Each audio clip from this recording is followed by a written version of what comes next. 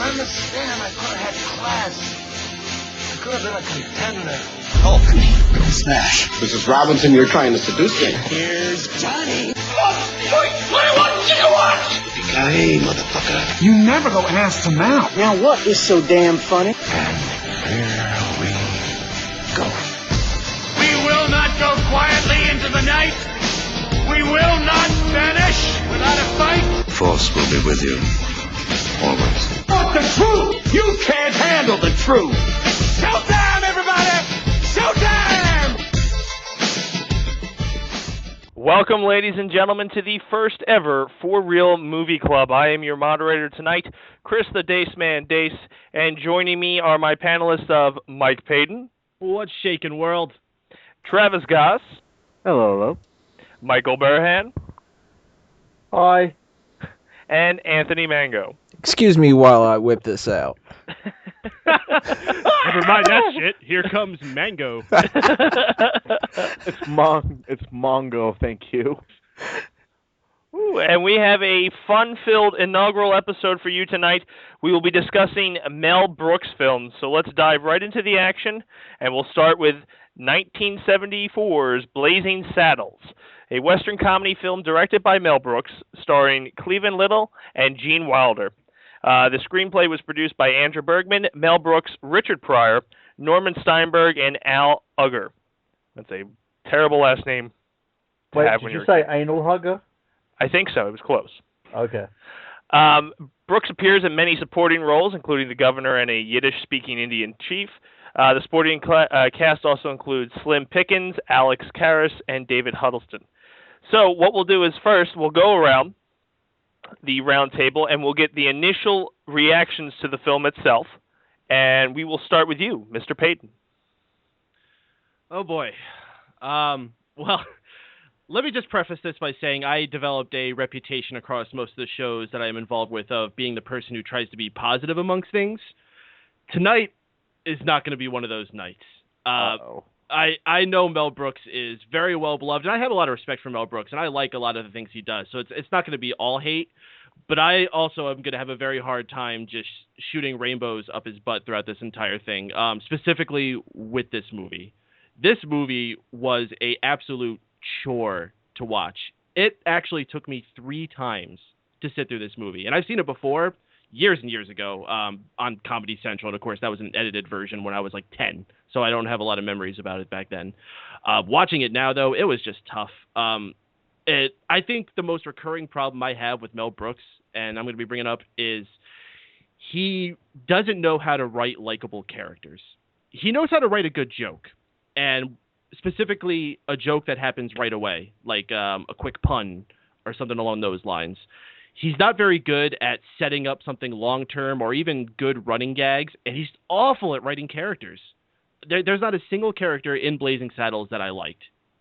Everyone was just flat, no likable traits. Even Gene Wilder, who I am going to sing the absolute highest praises of Gene Wilder a little bit later, even in this movie, he was boring. He had no excitement. You know, this whole time he's just talking, the Waco Kid. Mm-hmm. So, I don't know. I don't want to take up hogging this whole point on the first note, but I will be the negative voice on this one. Mr. Goss, what was your first impression of watching the movie? I complete 180 degree feeling that Mr. Payton has, because I absolutely love this movie. And one thing, let's just get it out in the open right now. When you think Blazing Saddles, we automatically think about the farting scene. That is, I mean, I know we have a lot of fart jokes in other movies since then and all that stuff, but this one, I think this was one of those movies that had something like that for the first time, where it was just openly funny, and they exaggerated it. Because that's one thing you notice about in Mel Brooks movies is he does exaggerate on a few things, not to the point where it's uncomfortable. That's how I look at it. But this movie, I mean, this was a film that, this is the second Mel Brooks movie I've ever seen when I was a kid. The first one was Spaceballs, and we're going to get into that a little bit later on. But I thought this movie was hilarious. He definitely takes a lot of the stereotypes that you'd find in these Old West movies, and exploits the hell out of them, and introducing something.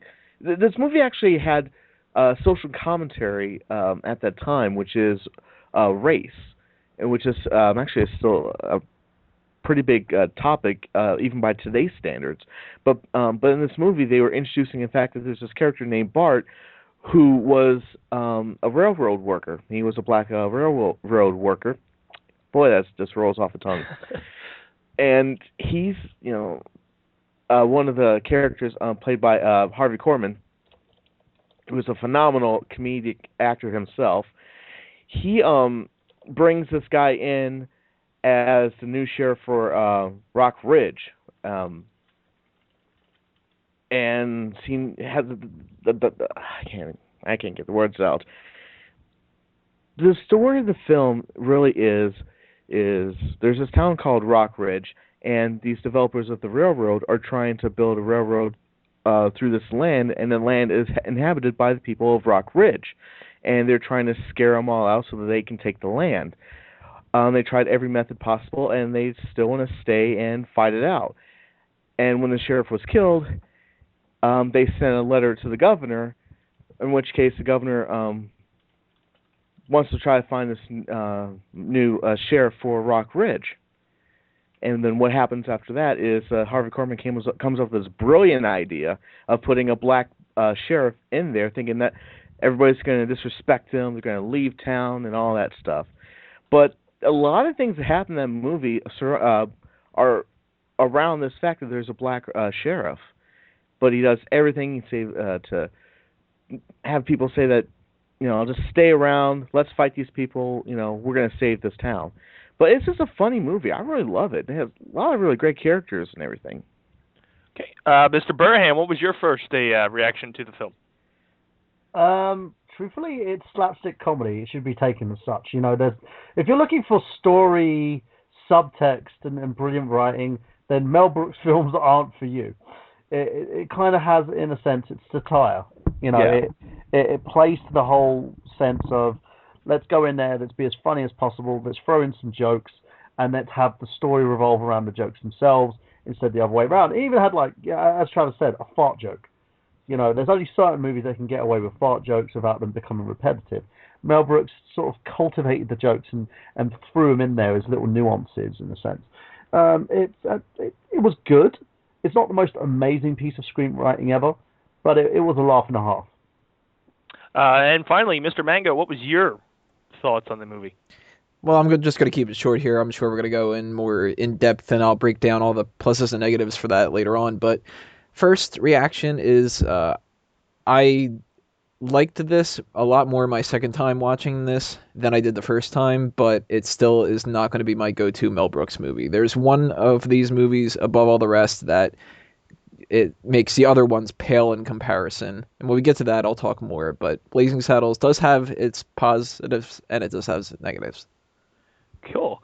So as we got our first initial reactions on things, one of the points that we've touched base on, and it's been touched almost all of your initial reactions, is the subtle, or the not so subtle, racial overtones. Now, this being a film in 1974, before everybody got more or less butthurt over everything, politically correct was not in mind. So we're going to go around the panel real quick, and we'll start with Mr. Goss this time. The racial overtones, did it bother you? What were your thoughts on how this film portrayed that? Like I said before, it was social commentary about how race was, especially then in the late 60s and 70s. The way that Mel Brooks did this film is, and I remember listening to the commentary of this film on DVD, he was trying not to make that such a big thing as a word, because in the script he was always trying to find ways where the word nigger. I personally hate that word. I really do. But he did it to the point in the film where he wasn't doing that to be overly racist or anything. He was trying to put like a comedic spin on it. So I didn't take great offense to it, because he and all the other writers of this movie they were trying their best to be very delicate with that word and also with this situation of racism in the Old West. And I think they handled the whole thing very delicately, I think. Mr. Burhan, what were your thoughts on the overtones? Some motherfucker better stay in their lane, that's all I'm saying. In terms of the racial overtones, again, I agree with Travis on that. It wasn't due to them being overly racist. It's more to highlight the fact that racism was in that sort of time. But at that time, they were more free with the wording that they would say. Certain words, certain phrases would be said in those style of movies, and they were more acceptable. Whereas nowadays, it's kind of every sort of film that you hear that word in is more of a white guilt movie. But in terms of that, it's completely as well part of Mel Brooks' humor. He kind of has that whole racist overtones in his movies. It's kind of defined who he is in a sense. But again, he does overly make fun of himself because he's Jewish. He does it a lot. He makes fun of himself, and he tries not to sugarcoat over the way he feels about any other culture. And again, it's not probably an opinion of his, but more sort of letting out the general consensus. True. Mr. Mango? Well, the movie doesn't exist without the racist jokes. I mean, that's the backbone of the whole thing. Without that, you really have no purpose of seeing this movie. You might kind of go into it expecting it to be making fun of Westerns, and it's all going to be about Westerns, but really, how much of it is about the Western motif as opposed to the racist jokes and the Western motif kind of supporting it? But what's good about that is it isn't a racist movie making fun of blacks. It's taking something that's terrible and playing around with it. We have dark comedies all the time that make fun of, like, murder or embarrassing situations or anything else that's bad. So why not take something like racism and use that to build a bridge for comedy? Stand-up comedians do it all the time. So I see no point in, if anybody is, like, upset about this kind of a movie, it's all for the jokes. And the best thing about that is it starts off immediately setting the pace that we're not making fun of any particular person here. And if anybody is going to come to the assumption that this is a movie where we're making fun of blacks and African Americans and slave times and whatever just because, let's pick on them, who are the people that look stupid at the very beginning? The white guys. And that's a great way to set the tone. Absolutely. Mr. Payton? I mean, to say that it's like a small part of it would be an understatement. Tony is absolutely right. I'm not saying that you said it was small. I'm saying anybody who would say that would be an understatement. Tony hit the nail on the head. This movie is based on these racial jokes. I actually joked with Tony in conversation earlier that he was coming up with this whole theory about how the first half of the movie was really good, and then the second or the third quarter of it dropped down, and then the last quarter of it was terrible. And I was like, yeah, and it's kind of like at that halfway point where they drop the racist jokes and they start going more for like this hero shtick.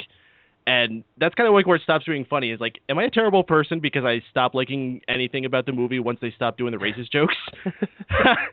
From the very start, though, I mean, in the very first scene, you hear him dropping nigger, you hear him dropping chink, you hear him dropping anything that they could think of to fit into that scene. But it's all done so quick. I mean, yeah, it's done hateful. I shouldn't say that it's not done in a hateful way, but you could definitely tell that this is a comedy. It's not doing it like in Django, where it's very obviously being done where this person's trying to make this person look terrible in front of you. As Tony said, in this case, the white guys are looking like the idiots. And besides that, there's nothing else to go into the movie. Yep. I'm agreeing with Tony on that so much. There's nothing else to like in this movie. The Western thing, it's not only just like like an afterthought to what you're seeing in this movie. There gets to a point in this movie where they just completely drop the Western thing, and they're fighting all over sets throughout a Hollywood backlot, which, breaking the fourth wall is nothing foreign to Mel Brooks either. But that's probably the biggest level they ever taken. They probably spent, a good 15, 20 minutes outside of that Western set. So that's where I sit with that. Some interesting notes that come out of this movie itself is one of the writers happens to be Richard Pryor, and if anybody's familiar with Richard Pryor, he is a very brash and sometimes controversial comedian who did stand-up plenty of times. But he was originally slated to play the role Cleveland Little did as Bart. But the studio, trying to get financing in Hollywood to get this movie off the ground, they found it hard to progress with Pryor in that role. That would have made that movie so much better, because Gene Wilder and Richard Pryor have an amazing chemistry together. Anything they've done where they work together is instantly gold. And just to have those on set, I imagine they would have let him do a lot of improving, and that probably would have just made so much more in that movie. And to piggyback off that idea, one thing that I wanted to talk about with these movies, and as we go through this podcast, is casting. And as you hit the nail on the head, especially as a moderator, I'm trying to keep it neutral, but Richard Pryor, I think, would have been awesome in this movie. So we'll start with you, Mr. Payton. Casting, was it done right? Would you change anything? Would you X anybody? Go ahead. Bart was terrible. This guy had a nice smile, and that's about the only thing likable he had about him. I don't know how he got picked for this part. There had to have been tons more actors you could have gone. Richard Pryor, you mentioned a name like that, that's like absolutely number one. Shit, put George Jefferson in there. That would have been a better role for it than that guy. Gene Wilder, you can't blame him for picking Gene Wilder, but this is only, 2 or 3 years, I believe, after Willy Wonka, and the very same year as Young Frankenstein, which just shocks me. For how different of looks these movies have, considering they were made in the same year. Gene Wilder was a very busy man that year, but as I was saying before, I think this was a phoned-in performance for him. Out of all the movies I've seen with him in it, I think this is the weakest he's ever done. I don't even know anyone else who was cast in there. Mongo is cool. It's like a big oaf. He's kind of like a predecessor to Hodor from Game of Thrones. I don't remember anybody else. Well, Mel Brooks always has his role. He's usually playing some type of president or a person that's in a high level of power. Mm-hmm. He's what is he? He's like the mayor or whatever they're calling him. Governor. The governor. Yeah, the governor. He did fine, I suppose. The one main sheriff dude who always seems to be getting some kind of weird injury happening to him. He was fine, I guess. No one that I'm going to stick out and even search all these other movies. I think I had to go and search IMDb to look out who that person was and what else they've done at least once. Mm-hmm. I don't think I did once for Blazing Saddles. Another name that is part of attached to this movie is Dom DeLuise, who is also a good a buddy. He plays Buddy Bizarre, who is a friend of Mel Brooks. So Mel Brooks has a habit of kind of incorporating some of his friends into the movies. Dom DeLuise is one of those, just for those out there keeping score on trivia. Well, a lot of people actually do that as well, because as you find, especially with a lot of modern directors, they tend to migrate to people they like to work with. Yeah. How many freaking Scorsese films is freaking Leo going to be in? Exactly. Well, the same thing. As soon as Scorsese finds something that works, he tends to sort of overly do it. And I have heard Leonardo DiCaprio just say that he's probably not going to do any more Scorsese movies. But if he keeps the trend going, we could definitely do a four-reel movie club on Scorsese and DiCaprio. Leo Scorsese. Yeah, they do have kind of a bromance going on. We'll stick with you, Mr. Burham. How do you feel about the casting? Did they hit it right? Anything you would change? I would have casted Richard Pryor, because he's the. I know in Hollywood they kind of they got him and they didn't get him, if that makes sense. Because once he started blowing up with Gene Wilder, they started casting him in roles just to promote him. I remember. Does anyone remember with Superman, when he was cast in that for no specific reason, just to have him do his comedy routines? Mm-hmm. And with this type of movie, I think it was overly needed, because it would have balanced out the kind of racism in a sense, because he's very quick-witted, he's very funny, and he's also very. I wouldn't say the way I want to say it is, I don't want to sound like I'm racist, but he's very homely looking in a sense. He's kind of the guy that they were looking for, and in terms of the other guy, I didn't see that from him. All I saw was he was trying to play up a stereotype, but he was kind of he was overdoing it. Again, as Payton stated, Gene Wilder has great chemistry with the guy. The two of them work so well together. They gel so well together. And in terms of this, it didn't really have that. it kind of seemed a bit more dry because of the way that the characters work. And yes, I again in agreement with Payton, Gene Wilder did act like he was phoning things in. It didn't seem like the type of role that he was more comfortable in. But again, it could be the people that he was playing with. It could have been the writing. It could have been that he didn't understand the character or he had different beliefs. It could have been a number of things. But as a Mel Brooks film, as well as this film goes, I think everybody was casted rightly so, in a sense. Apart from that one guy, I feel that Pryor was made for that role, and as you can say, Pryor did write the script intending for the character to be for him. Mm-hmm. Mr. Mango, what are your thoughts on the casting? I don't know enough of the actors from that era to really be able to pick alternatives, because that was 13 years before I was born in 74. Age. I would not be able to do a fan cast like I would have been able to do for, the modern movies that we can pull out now, but I think some people pulled off their roles okay. Slim Pickens, he was solid. I don't know the name of the actor, but the one who played Hedley Lamar, I thought that he was actually really good in the movie. That was Harvey Korman. Whoever played Mel Brooks' secretary, that woman, her chest did its job. But but there aren't really any standouts. And funny enough about Gene Wilder, he was originally supposed to play another role. I can't remember what it was. It might have been Hedley Lamar, but he actually wanted the Waco Kid role. So he specifically went out of his way to get that spot, and I have to agree with everybody else. It's kind of just a blasé performance. It's not necessarily bad, and I'm sure that there could have been significantly worse people that could have played the role, but there probably were people that were better as well. Well, here's the thing. If it was your first time seeing Gene Wilder, you probably just figure like, oh, whatever. But in the same week that we watched Young Frankenstein, and if you've seen Willy Wonka in your life, it's just shocking to see how bland he was in that movie. Yeah, in this one, he's another dude amongst a bunch of dudes. Mm-hmm. And in pretty much every other role for like the rest of his entire life, Gene Wilder is, holy crap, it's Gene Wilder.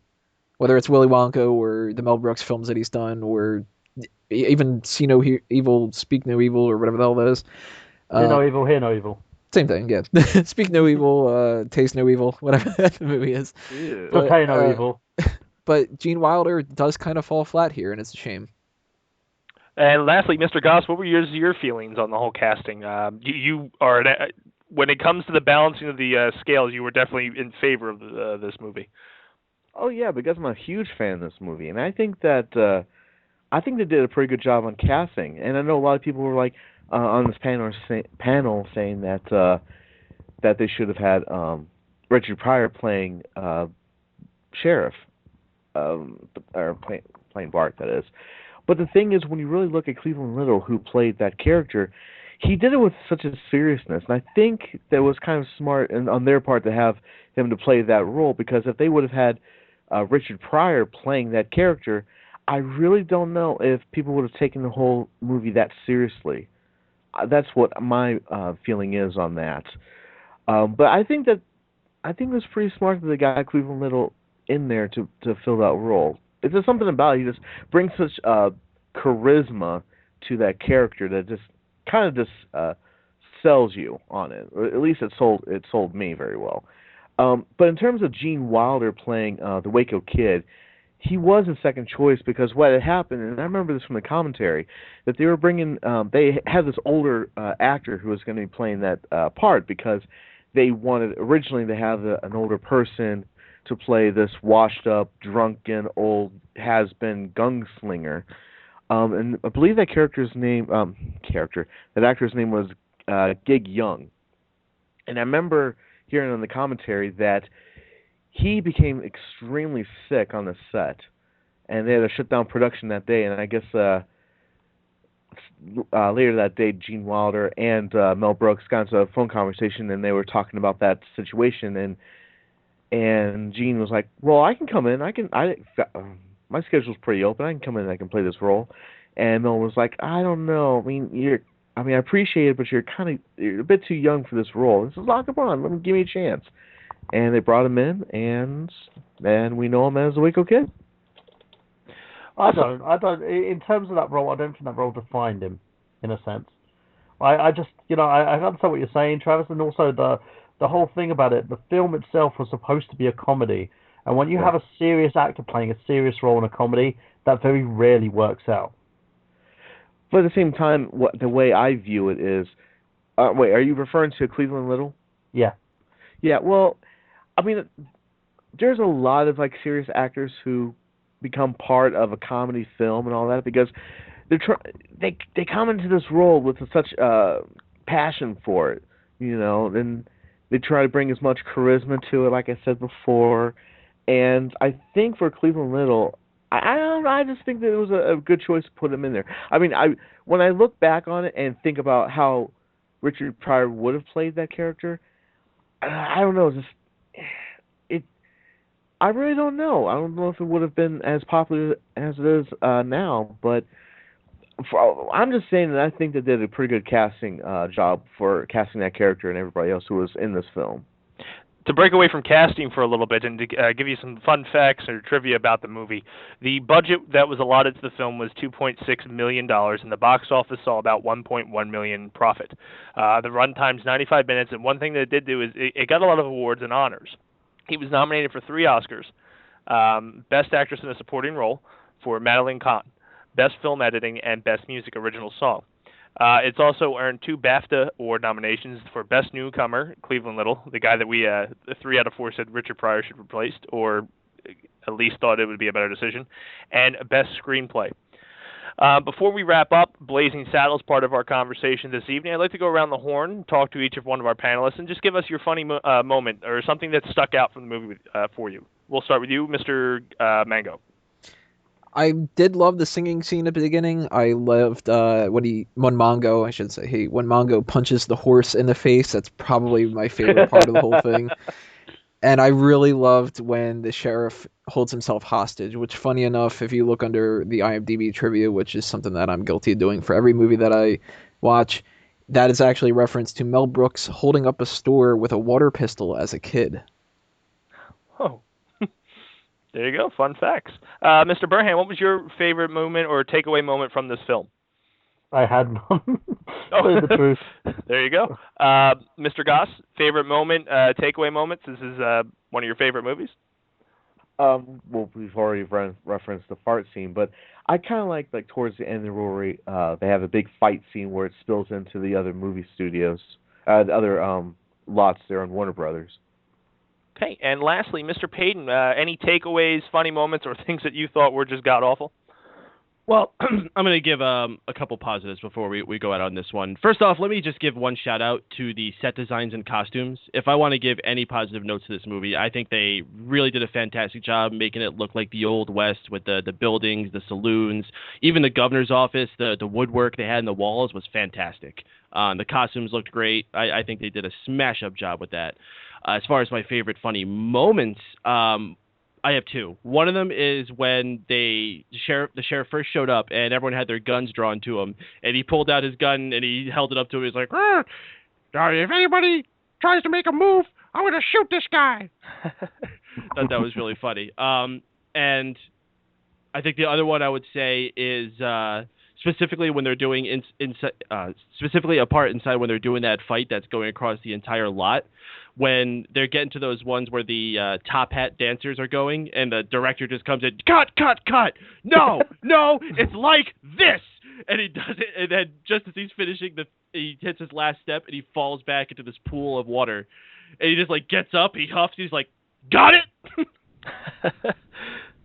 Well, we'd like to thank everybody for joining us and talking to us with the Blazing Saddles portion of For Real Movie Club. If you're listening to us on the archive sessions, make sure you check out the next video as we fast forward 10 months and 8 days to the next film in 1974, Young Frankenstein. Okay, ladies and gentlemen, our next film on For Real Movie Club this month is Young Frankenstein, which debuted December 15th, 1974, 10 months after our predecessor in this conversation, Blazing Saddles. Young Frankenstein is a 1974 American comedy film directed by Mel Brooks and written by him and Gene Wilder.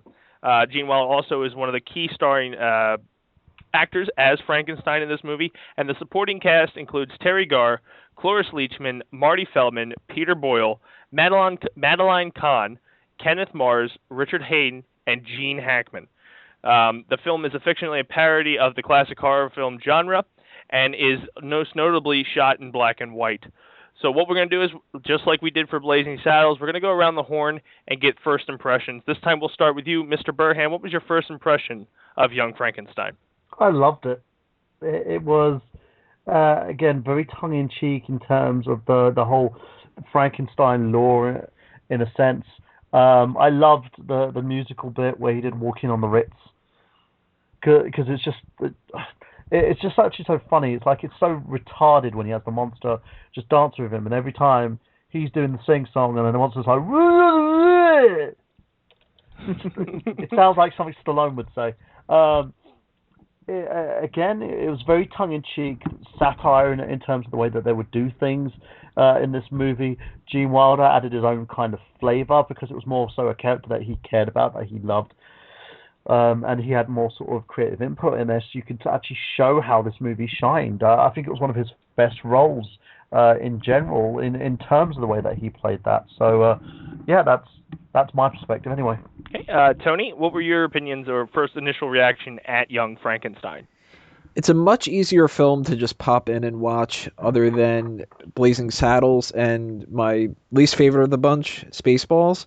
But it's nowhere near as good as Robin Hood Men in Tights, and there aren't as many jokes throughout it that I would really give a clap to and just be like, you know what, really nice job, good, well done. But there are a couple that I really like a lot. Okay. Mr. Goss, your opinion on Young Frankenstein? I think it's another really good movie that Mel Brooks came out with.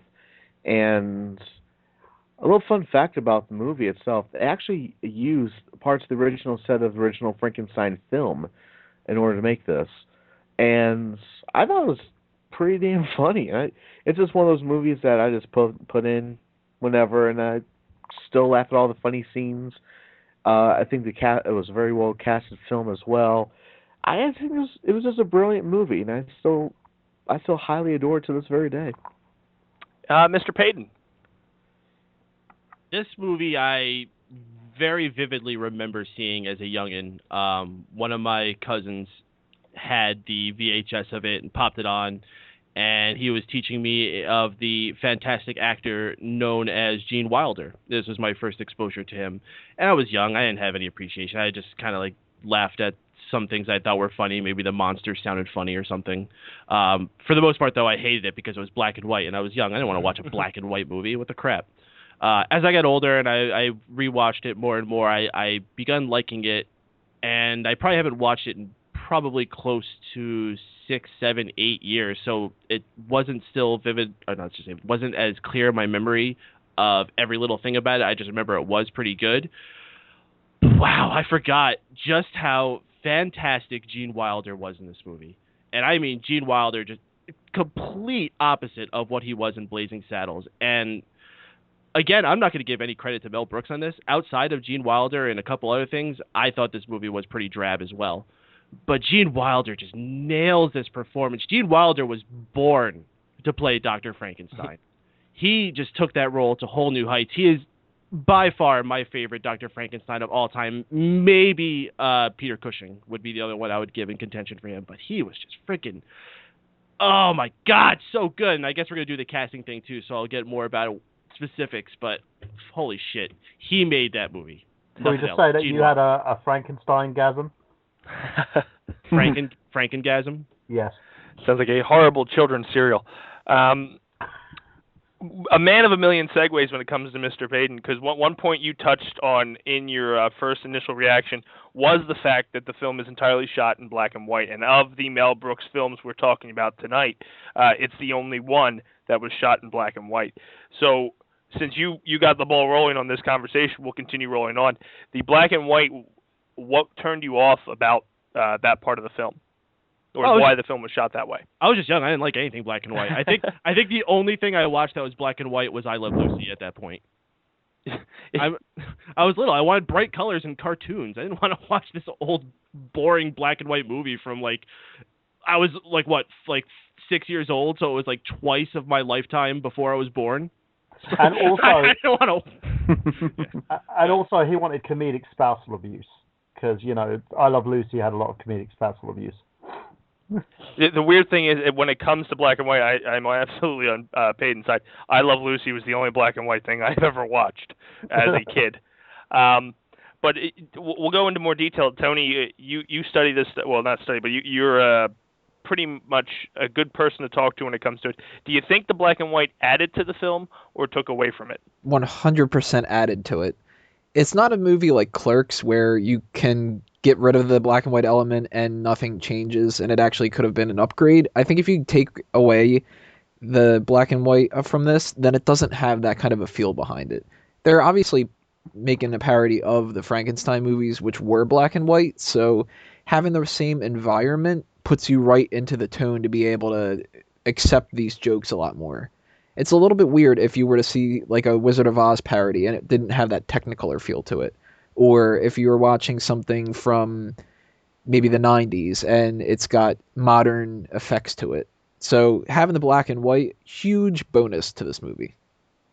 Mr. Goss, how did you feel about the black and white, and did it take away from you, give to you? What was your opinion?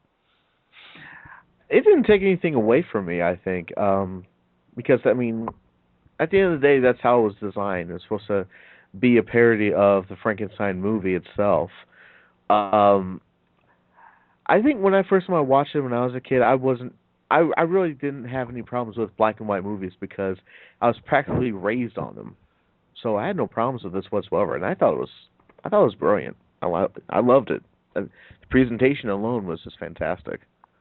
And lastly, Mr. Burhan, your opinions on the black and white filming of this movie?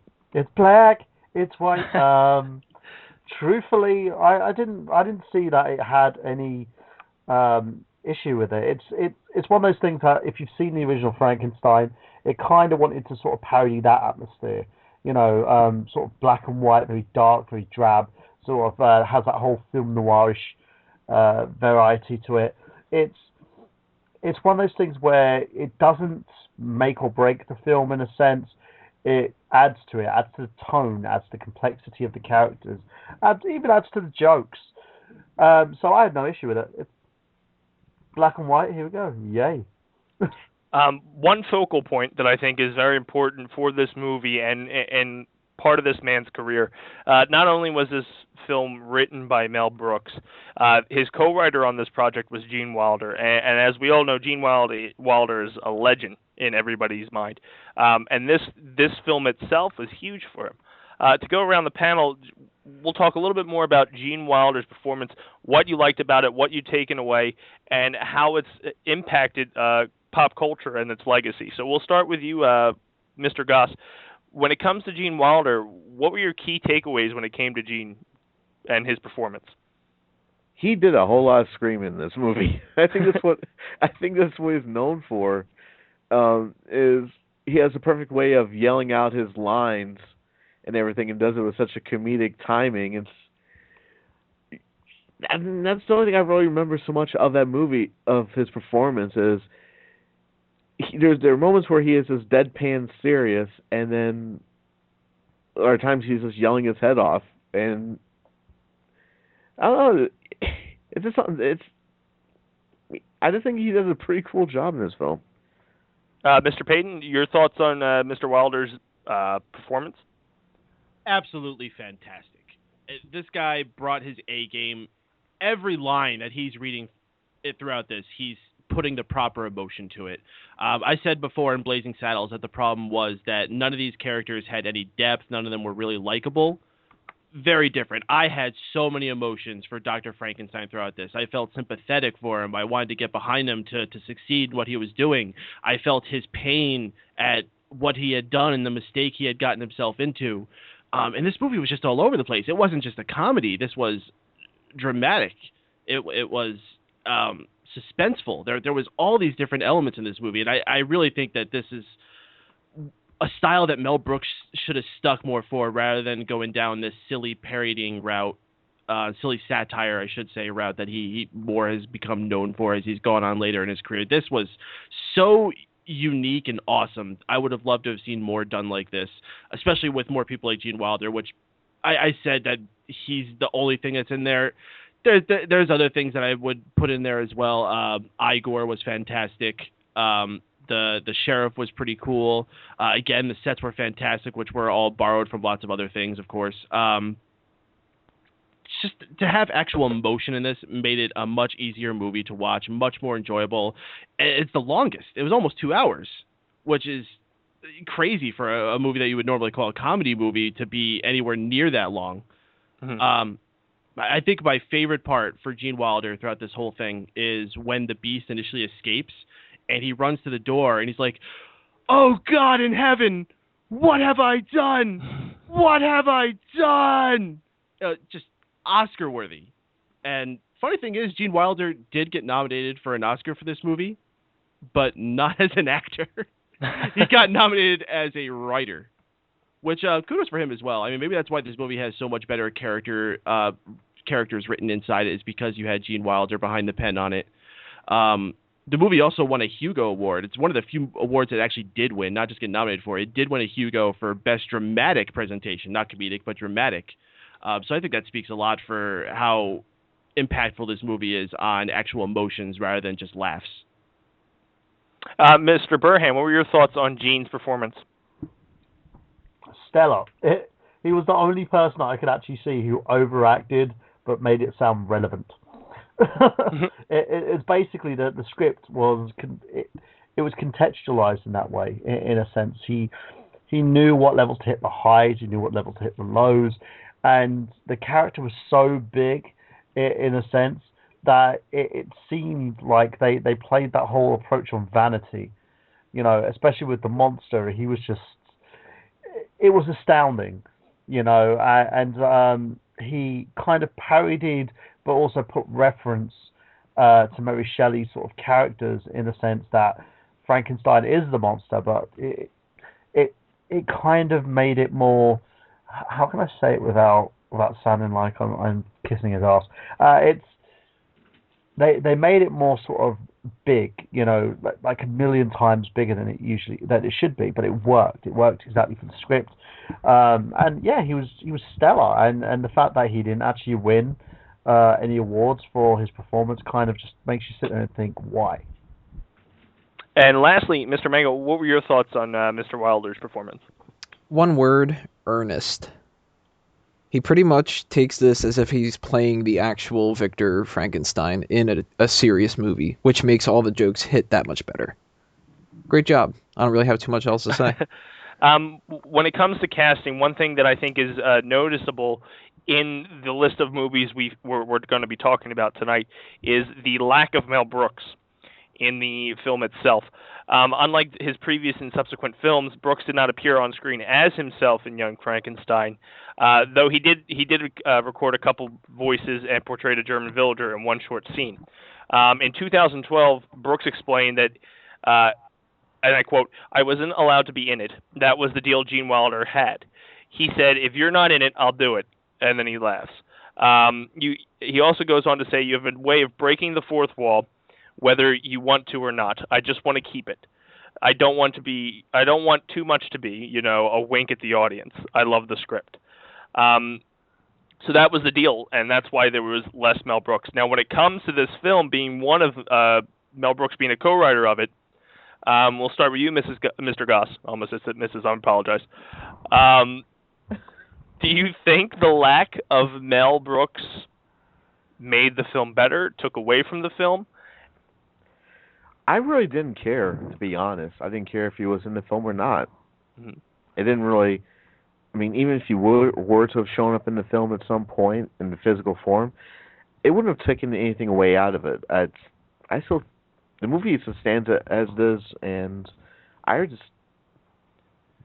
I just don't think that if he was in the movie or not, it just wouldn't have mattered. It was great the way it was. Maybe the better question would be, when it comes to Mel Brooks in this film, was it noticeable that he wasn't in it? Compared to the four movies we watched this past month, was Mel Brooks absent extremely noticeable?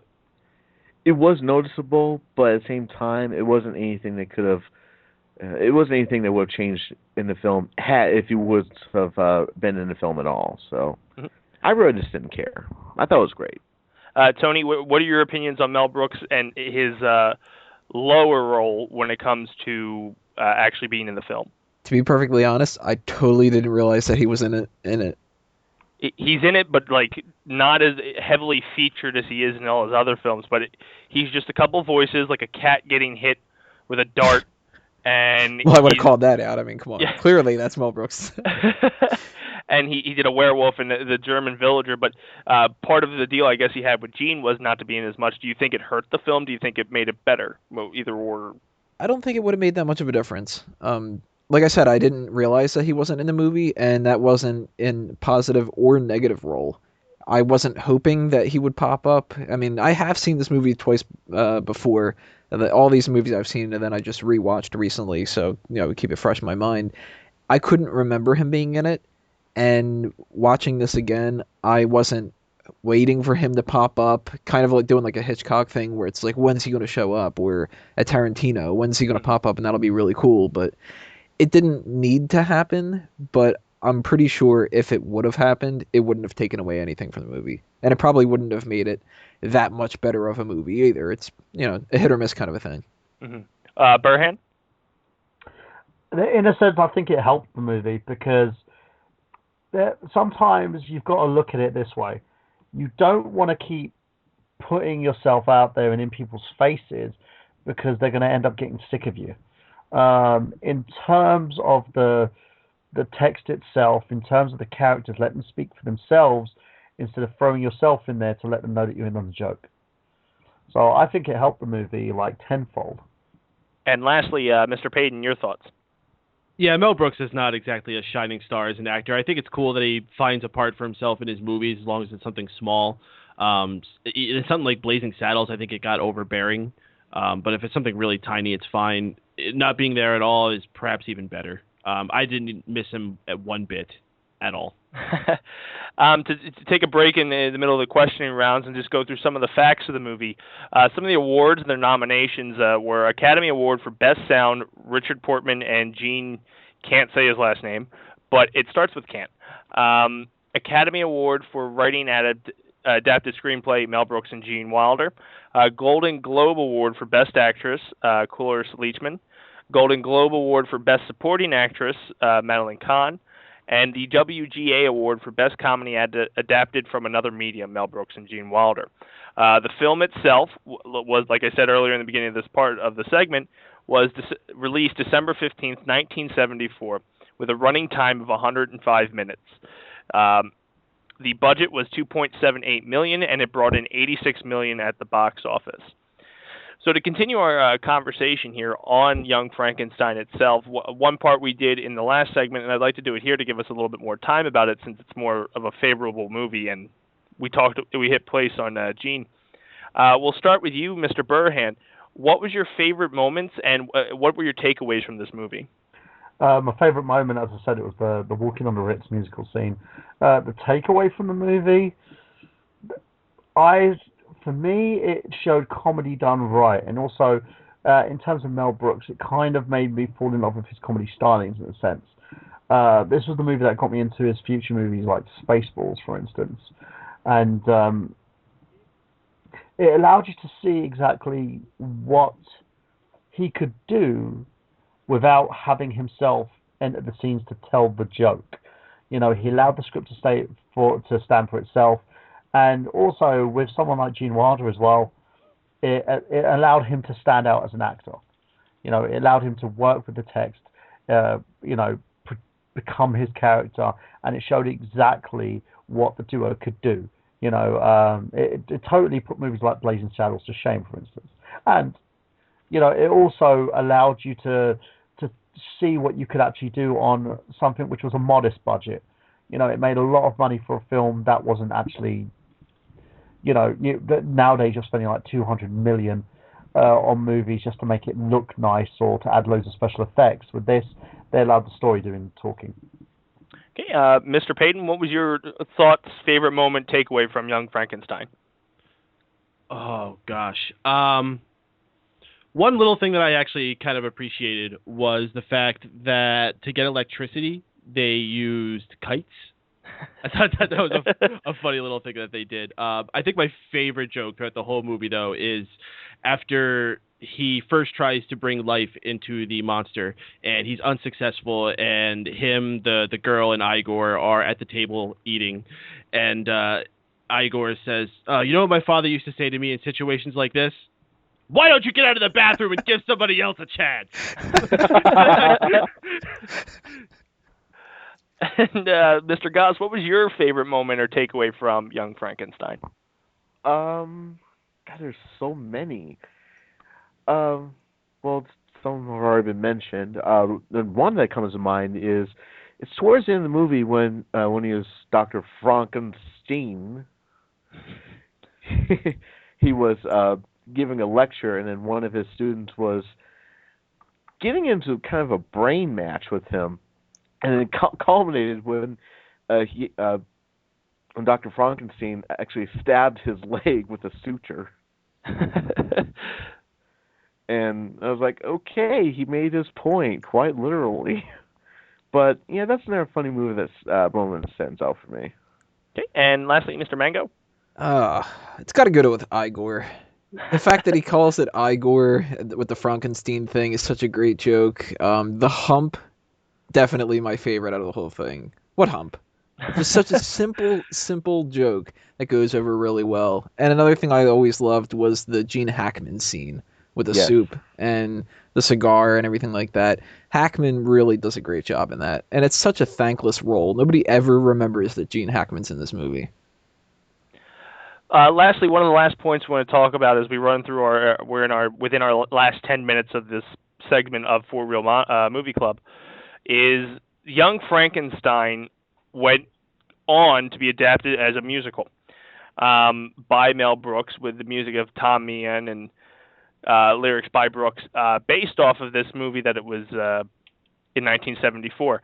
It had a run in Seattle as a tryout in 2007 and then hit Broadway from 2007 to 2009. And it does U.S. tours starting in 2009.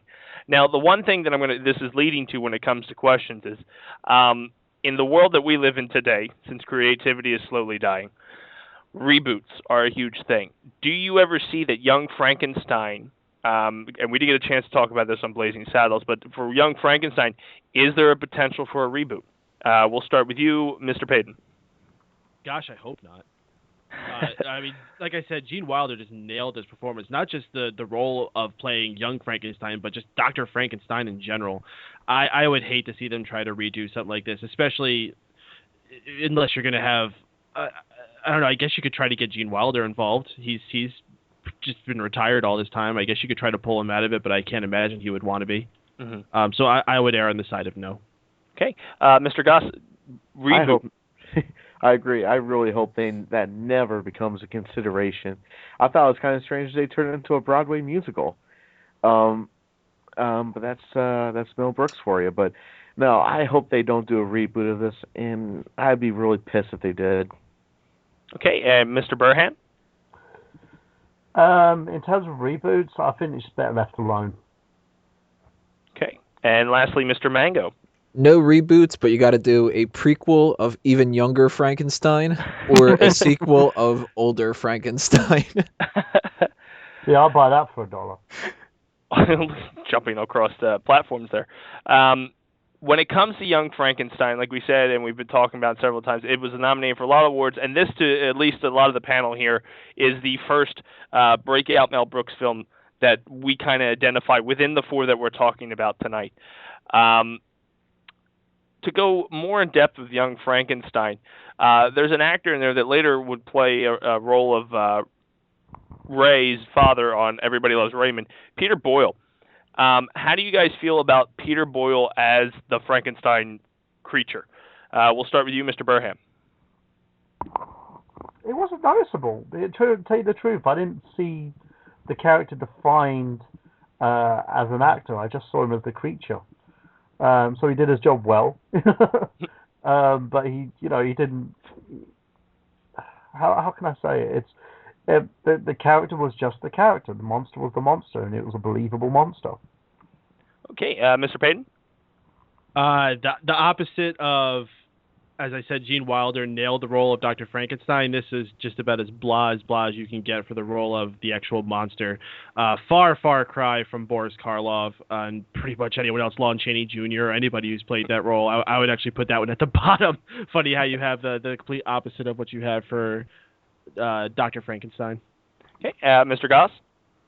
I think that he was just casted because they just want, since this is going to be a straight-up comedy, Miles will get somebody in there who could play his role comedically. And I think they've done a pretty good job casting him, I think. And lastly, Tony, what were your thoughts on Peter Boyle?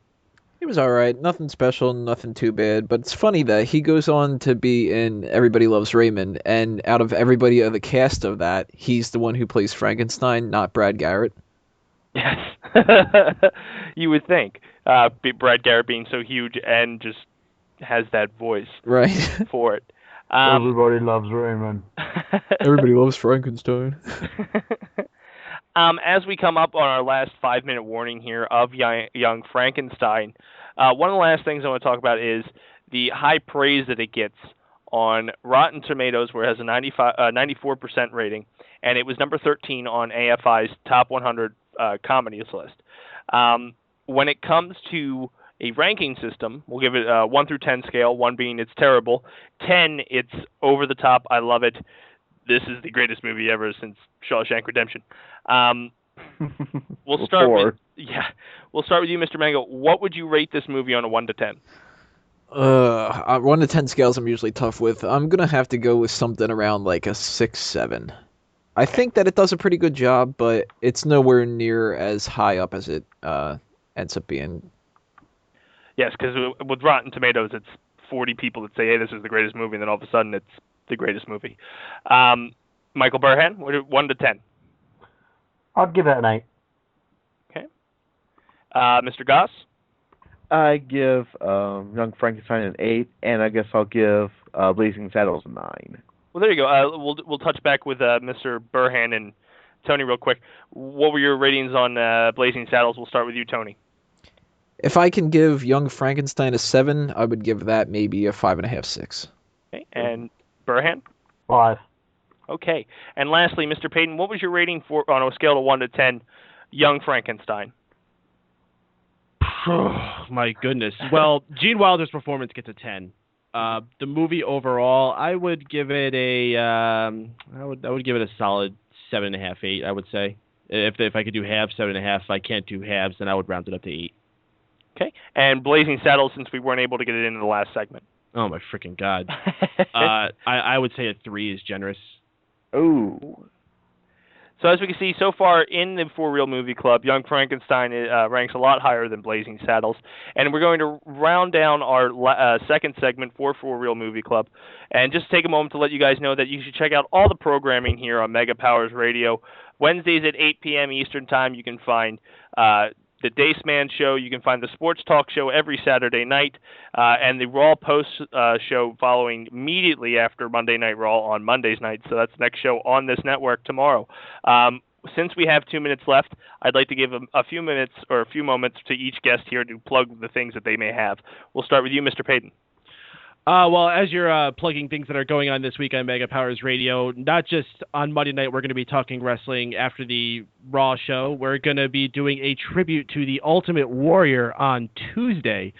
Very tragically, the Ultimate Warrior passed away directly after being inducted into the Hall of Fame last weekend. It's truly a bizarre story. Only in the world of wrestling can something like this go down. So we're going to be having a show starting at 8 p.m. this Tuesday night where we're going to be talking about all of our favorite Warrior memories. We're going to be handpicking a few matches to talk about. So if you're a Warrior fan or if you just want to hear the same cast of people that you usually hear on Mega Powers Radio talking about the Ultimate Warrior, it's going to be a raucousy time. So tune in there. That's what I'll stick with for now. Okay. Mr. Goss, what do you have real quick? Let's see. Wednesday nights, I'm on your show, The Chris Day Show, 8 p.m. Eastern, 7 p.m. Central, here on Mega Powers Radio, and you can find me on youtube.com/rosecoloredreviews and youtube.com/rosecoloredletsplay. And Mr. Burhan? You can find basically on a number of different programs. Every Tuesdays, but that's been moved to Wednesday this week, special time. Untitled Movie Show from Miguel Leon. I Got Gameplay, 8 p.m. every single Saturday on fanboysanonymous.com and also the Retro Island Network. I'm also on Travis's show, the Radio Show, every Thursday. And you can check me out on youtube.com/thenerdgenius or www.nerdgenius.com. The YouTube channel seems to be blowing up a lot. So I'm getting a load of hits, a load of videos, a lot of subscribers. Thank you all, and I love you. And lastly, Tony. Well, I'm just going to keep this short and sweet. Pay attention to everything that's coming your way from fanboysanonymous.com, the host of For Real Movie Club, and all sorts of different stuff. There's too much to mention here. Go and check it out yourself. For those of you that are watching on YouTube or watching the archive session, please go on to our next segment where we'll be going to the future and into space with Spaceballs. For those of you that are joining us live, remember you can always call in at 760-512-7247 and join in the conversation for Mel Brooks Films as we jump into the future for Spaceballs. Ladies and gentlemen, our next segment is Spaceballs, and this was a film that was done in 1987 and released June 24th of that year. Produced and directed by Mel Brooks, written by him and Thomas Meehan and Ronnie Graham. It stars Bill Pullman from Independence Day, John Candy, Rick Moranis, Mel Brooks himself, Daphne Zuniga, Dick Van Patten, and Joan Rivers. Now, in despite of what I think will be the general opinion here, this happens to be the moderator's favorite movie when it comes to Mel Brooks, but it is the American comic science fiction parody that basically spoofs Star Wars, Star Trek, Alien, Planet of the Apes, all those fun things that take place in the fast future. So, as always, when it comes to our segments here on For Real Movie Club, we'll go around the horn and get your first impressions of Spaceballs. We'll start with Mr. Burhan this time. Well, in certain retrospect, the movie has some balls. The fact that it does parody all these funny space movies and makes a sort of a laughing joke of them, it's hilarious. Like Pizza the Hut. You know, there's a scene in there where he ends up eating himself to death after being stuck in his car. You have John Candy playing a Wookiee, but instead of a Wookiee, he's a dog. You know, a Mog, yeah. Then you have Pullman's character just being totally off the wall. At first, you see him and you're thinking, oh, you know, he's Han Solo, but then they end up just switching his character on so many levels. And the fun thing about it is, Pullman, it's one of the great things about playing a character straight in a comedy when it's called for, and he does it really well because he's not, you know, he's kind of arrogant, very brash type of space guy that you see in this movie, and he's very unlikable in a sense. But the story, as it develops, you get to play around a little bit and watch how his character kind of grow into this prince. So to speak. So it has that whole mocking fairy tale aspect to it as well. The whole funny thing about it as well is Rick Moranis is the funniest thing in this movie. You know, with his whole sort of Darth Vader parody going on there as well. What was he called? Dark Helmet. Yes. And you know, the fact that he's literally, every time he's going to choke someone, he's going for their balls as well. It's hilarious. It's satire. It plays on these genres. It, for me, was comedy gold in a sense because it's kind of humor to the lowest denominator in a sense, but it's called for. It's there. And the whole sort of draining her world of air, it just made you laugh. It's just you sat there trying to think about it, like having the whole Death Star ship that they had turned into a vacuum cleaner, a maid holding a vacuum cleaner. It really kind of it made you laugh to the point, even as a kid, I got every single joke in this movie. So for me, yeah, I loved it. Okay. Mr. Payton, what were your thoughts on Spaceball? Oh boy. Well, if you thought I didn't like Blazing Saddles, I'm afraid I got some bad news because I really didn't like Spaceballs. Spaceballs was a real chore to watch. I actually watched Spaceballs. I uploaded it to my iPhone, and I watched it while I was at work today. because I generally have a lot of downtime, so I can pull it up, put my headphones in, and watch it on there, and it's fine. It was not fine because it was Spaceballs. This is one of the few occurrences where I was slacking off, and I would have rather been working. This was a miserable movie to watch. There was all the jokes just missed for me. I felt it was a huge disservice to Star Wars, and I'm not getting like butthurt because it's a parody about something I like. I really just think all the jokes were dumb. Watch something like Fanboys is a movie with a lot of Star Wars jokes, and I thought that was an absolutely fantastic film. This was a pain. The only thing that I did think saved it, once again, was one of the actors, which was Rick Moranis. He was fantastic. His timing was excellent. I didn't care much for his costume. I thought the helmet was a little too goofy. Obviously, it was supposed to be goofy. I just think it was too goofy. I just did not like this. Travis? This is, as I mentioned previously, that this was the very first Mel Brooks movie I ever seen, and I was about 7 or 8 when I first saw it, and I just laughed hysterically because I was brought up with Star Wars and Star Trek, and I just laughed at it.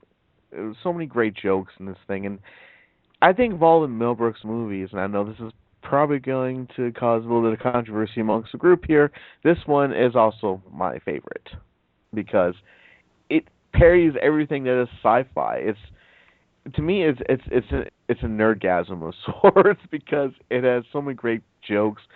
A lot of characters that parody some of these other characters from these other films. Brilliantly written. A lot of really good sight gags. It's a great movie. I love it. Okay. And lastly, Mr. Mango, what are your thoughts on Spaceballs? It stinks. Whoa. It sucks. I don't like it at all. I tried rewatching this last night and fell asleep. And I'm somebody who can go 48 hours without sleeping, and it's perfectly fine. There are virtually no jokes in this movie that I like. There's only a couple that I can give credit to. Most of the other ones, just bad execution. Partially because I'm a fan of Star Wars, and I wasn't really a fan of the source material for the other movies, but man, everything just seems so cheap in this. It reminds me of the movies like Epic Movie and Superhero Movie. It's not good enough to be on this list, I think. Okay. When it comes to Spaceballs, some of the facts about it, the budget was $22.7 million, one of the larger budgets for a Mel Brooks film, and the box office only brought in about $38. It was produced by the studio's Brooks Films and distributed by Metro-Goldwyn-Mayer. And like I said, it's a running time of 96 minutes and released on June 24th of 1987. Now, one thing that we did mention is some of the stuff it was parodying. Star Wars Trilogy, Star Trek, Alien, and Planet of the Apes films. Since I like the dynamic of we're having one good, one bad when it comes to the reviews of Spaceballs, we'll start with Mr. Goss again, or Mr. Goss. Out of the things it parodied, what was one of your favorite parodies, or one of the worst parodies? It has to be the Alien parody. And it used the same guy as the same actor from Alien. For those of you who have not seen the movie, this actually happens in the third act, towards the end of the film. And Bill Pullman and John Candy, they're hanging out at this diner, and we saw what is that guy's name from Alien? I forgot his name. I can't remember his name off the top of my head. He's the actor who was later on in the 50th anniversary of Doctor Who on that special episode. But anyways, it's the same situation. He ate something, and the next thing you know, he has these terrible stomach pains to the point where he has to lay down and something is trying to punch out of his stomach, and happens to be this alien. And instead of it just tearing around and hiding and then causing havoc, it puts on a little top hat and gets a little cane and starts singing, "Hello, my baby! Hello, my darling! Hello, my ragtime gal!" And I just laugh uncontrollably every time I watch it. Mr. Mango, what was one of the best or worst, it doesn't have to either or, when it comes to parodies in this movie? Best, and actually one of the only jokes that I really, really liked, is the opening crawl, making fun of the Star Wars opening crawl, where they just add that one extra sentence of, "If you can see this, you don't need glasses." I loved that. But I'll tell you what, bad one, the name Dark Helmet, or just even the name Spaceballs. It's almost as if they were looking at Star Wars and they were like, we need to do a Star Wars parody. What can we do? I don't know. Space something. Space what? What's funny? Balls. Balls are funny. Ugh. They definitely were trying for double entendres, that's for sure. So you get something from the very beginning of the movie that has so much class and is so clever, and then so much of the rest of the movie is just dick jokes and, different stuff like that. Mr. Burham, what was your favorite and or worst parody in the film? Well, I'm a big fan of dick jokes, so everything. The movie itself, for me, I think the standout scene is exactly what Travis was going on about. The alien scene that pops out of his chest and starts doing the sing and dance. It really made sense. But there's loads of stuff in this movie that you can look at that it parodies, and maybe I think a lot of sort of the disagreement here may stem from the fact that it parodies nearly everything, the whole spectrum of space movies. It doesn't just have one nailed down. It tries to do everything at once. But yeah, most definitely that scene. Because I just had a huge giggle because it was not only parodying aliens, it's also parodying Warner Brothers with the frog, and the top hat. So that it kind of brought those two little elements of my childhood together. It's weird to say aliens is part of my childhood, but yeah, it's together and just mishmashes them into one funny little ball of laughter. Okay, and lastly, Mr. Payne, favorite and or worst parody. I really don't have any positive ones to go into. I gotta be absolutely frank with you there. Actually, I think maybe my one favorite part that I did like was when they were putting in the tape of Spaceballs. It's like, what? How do you have that? It's a new technology. Now movies are on the shelves before they're even finished being made. And then he puts on the movie, and he ends up fast forwarding up to the point where they actually are in the movie. It's like, wait, this is now? No, that was then. What? They just get into this whole Laurel and Hardy back and forth. I thought that was cute. Other than that, man, like I said, these jokes were just an absolute disservice to Star Wars, which is just an absolutely beloved franchise. Why were the Jawas friends with Yoda? What the crap? I don't know. This whole movie just infuriated me. And maybe if I wasn't a fan of Star Wars, I wouldn't be so upset about it, but at the same time, I'm a fan of Westerns. I'm a huge fan of both the stories of Robin Hood and Frankenstein, so I can't possibly go with that excuse. I think this is just a big miss, and just shows that if Mel Brooks is on his own and he doesn't have Gene Wilder backing him, maybe he can't write characters. The way I look at it real quick is, I think that even though if you are a hardcore Star Wars fan and you were to watch this movie, you would know right up front not to take it seriously, because it's just a funny movie. It's just full of parodies of all these great sci-fi films. I mean, you just have to take it with a grain of salt and just realize it's just a parody. It's just, if Star Wars fans can appreciate it for what it is, that's one thing. I wouldn't take it too seriously, though. One thing that, when it comes to referencing Star Wars, is the whole concept of the Schwartz in Spaceballs, which is obviously a parody of the Force from Star Wars episode, just any Star Wars, the Force, and the lightsabers emanating from the rings. Now, when it comes to the Schwartz, it's definitely a penis joke, and of course it's a penis joke. We'll start with you, Mr. Burhan. What were your feelings on the Schwartz? Did you like it? Did you hate it? Did you think it was just way too much? The whole movie is a penis joke. I never understand when people take things too seriously when someone's trying to parody a film, because in itself, it's basically, the whole thing is not just about space. It's a complete and utter penis and ball gag. That's the whole thing. What links to balls? Penises.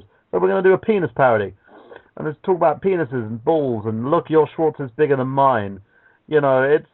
I heard a giggle there. I heard a chuckle, and it's just one of those tongue-in-cheek things where, it was done a lot around the times of Married with Children, so to speak, as well.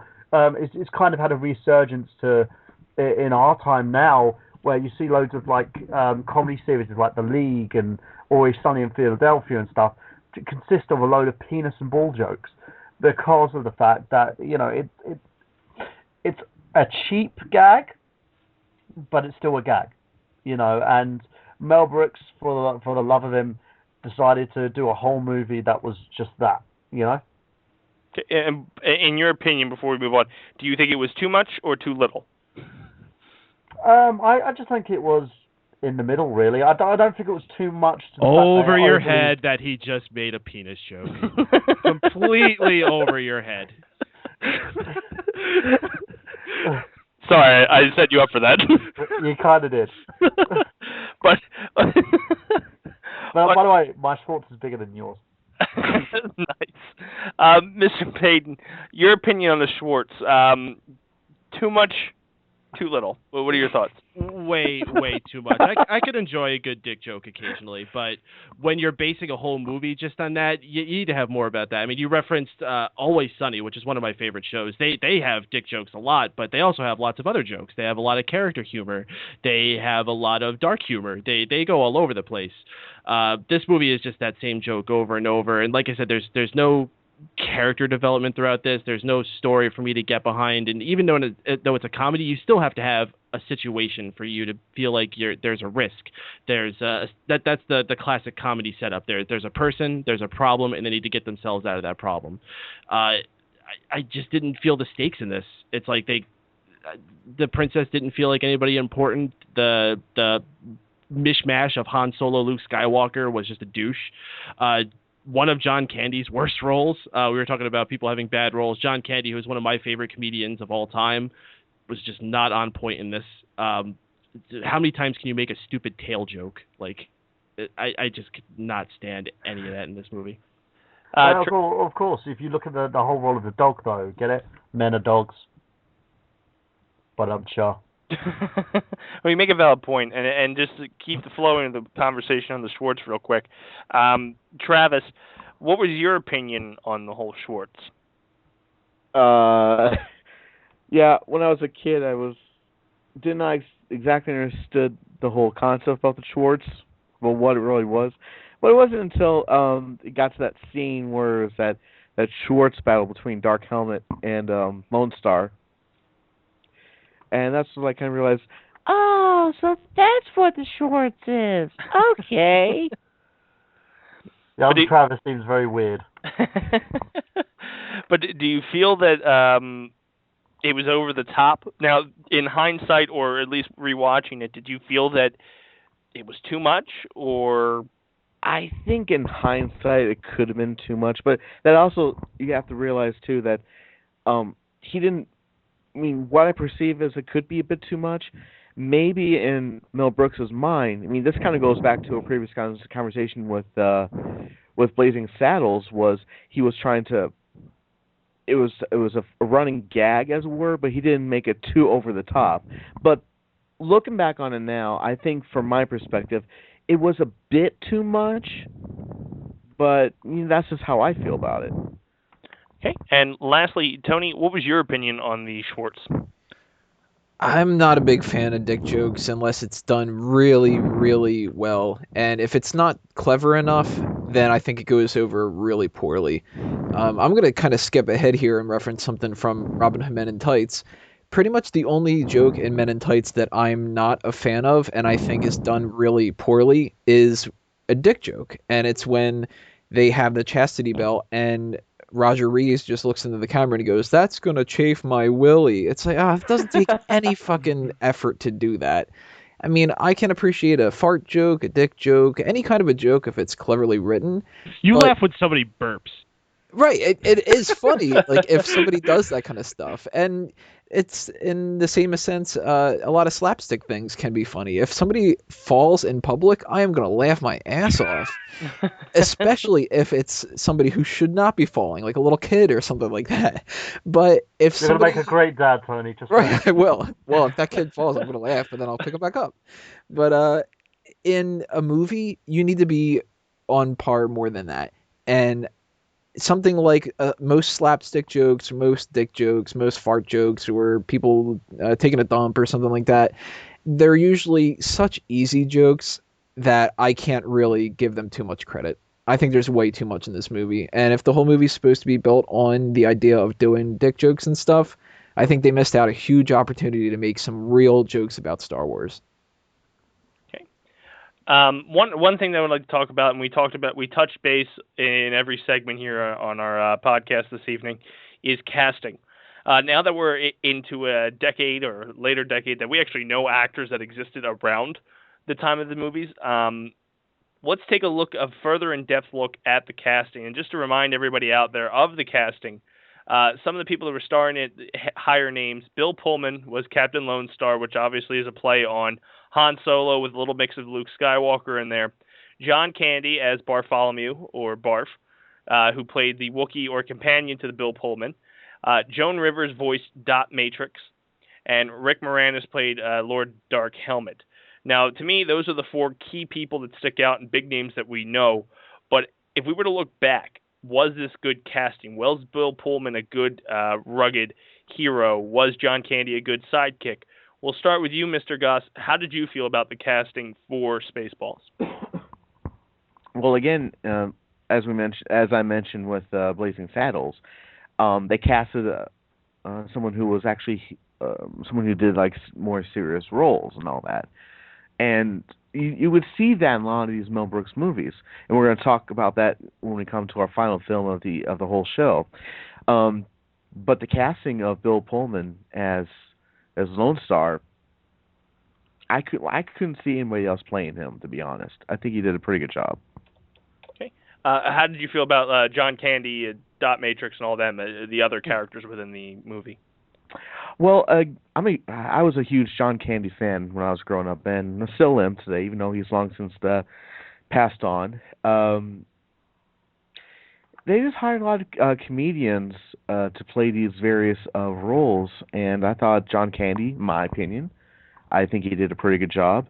Though I was not a big fan of Joan Rivers, and I'm still not a big fan of hers, I cannot understand for the life of me why she was cast as Dot Matrix. Maybe it's because of the annoying voice. I don't know. But apart from that, I think they did a pretty good job. And I think Mel Brooks had two roles in this film. Mm-hmm. He was President Screw and Yogurt. Yes, and a fairly large role at that. Tony, what were your opinions on casting? Did they hit some good actors to actually portray what they were trying to get across, or would you have recasted some of the lead roles? I think that the actors did fine for what the source material was, and that's the problem of the movie. It wasn't necessarily that bad actors couldn't bring it to life, although there is one exception. Whoever it was that played Princess Vespa, I don't even remember what her name is. She's completely replaceable. Anybody else could have played that role exactly the same. She actually came from when she was playing that role. Afterwards, she was cast in I believe it was Melrose Place. I only remember that because as a kid I had a thing for her. So yeah, mm-hmm. She's attractive, but she's just not anything special for an actress. She's a terrible actress, but she was damn attractive. Mr. Burhan, what were your thoughts on the casting? Would you have changed anything? Did they hit any nails on the head? In the end, I think everybody was kind of forgettable. John Candy himself probably stood out the most because he was gaining steam back at that time anyway.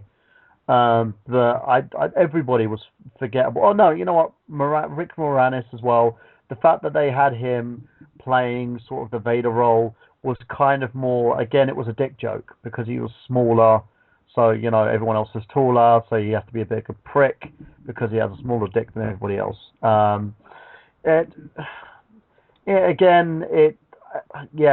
think the only two standouts there would probably be Moranis and John Candy. Everybody else every role could have been replaceable. Mm-hmm. And lastly, Mr. Payton, what were your thoughts on the casting? It's a shame. On paper, it looks like a really all-star cast. Bill Pullman, John Candy. I was just like, the fat guy, I freaking love him, but I can't remember his name. Joan Rivers, who, you may find her annoying, but that's a huge name. And a cameo by Michael Winslow, which I thought actually was one of the better cast roles. Yeah.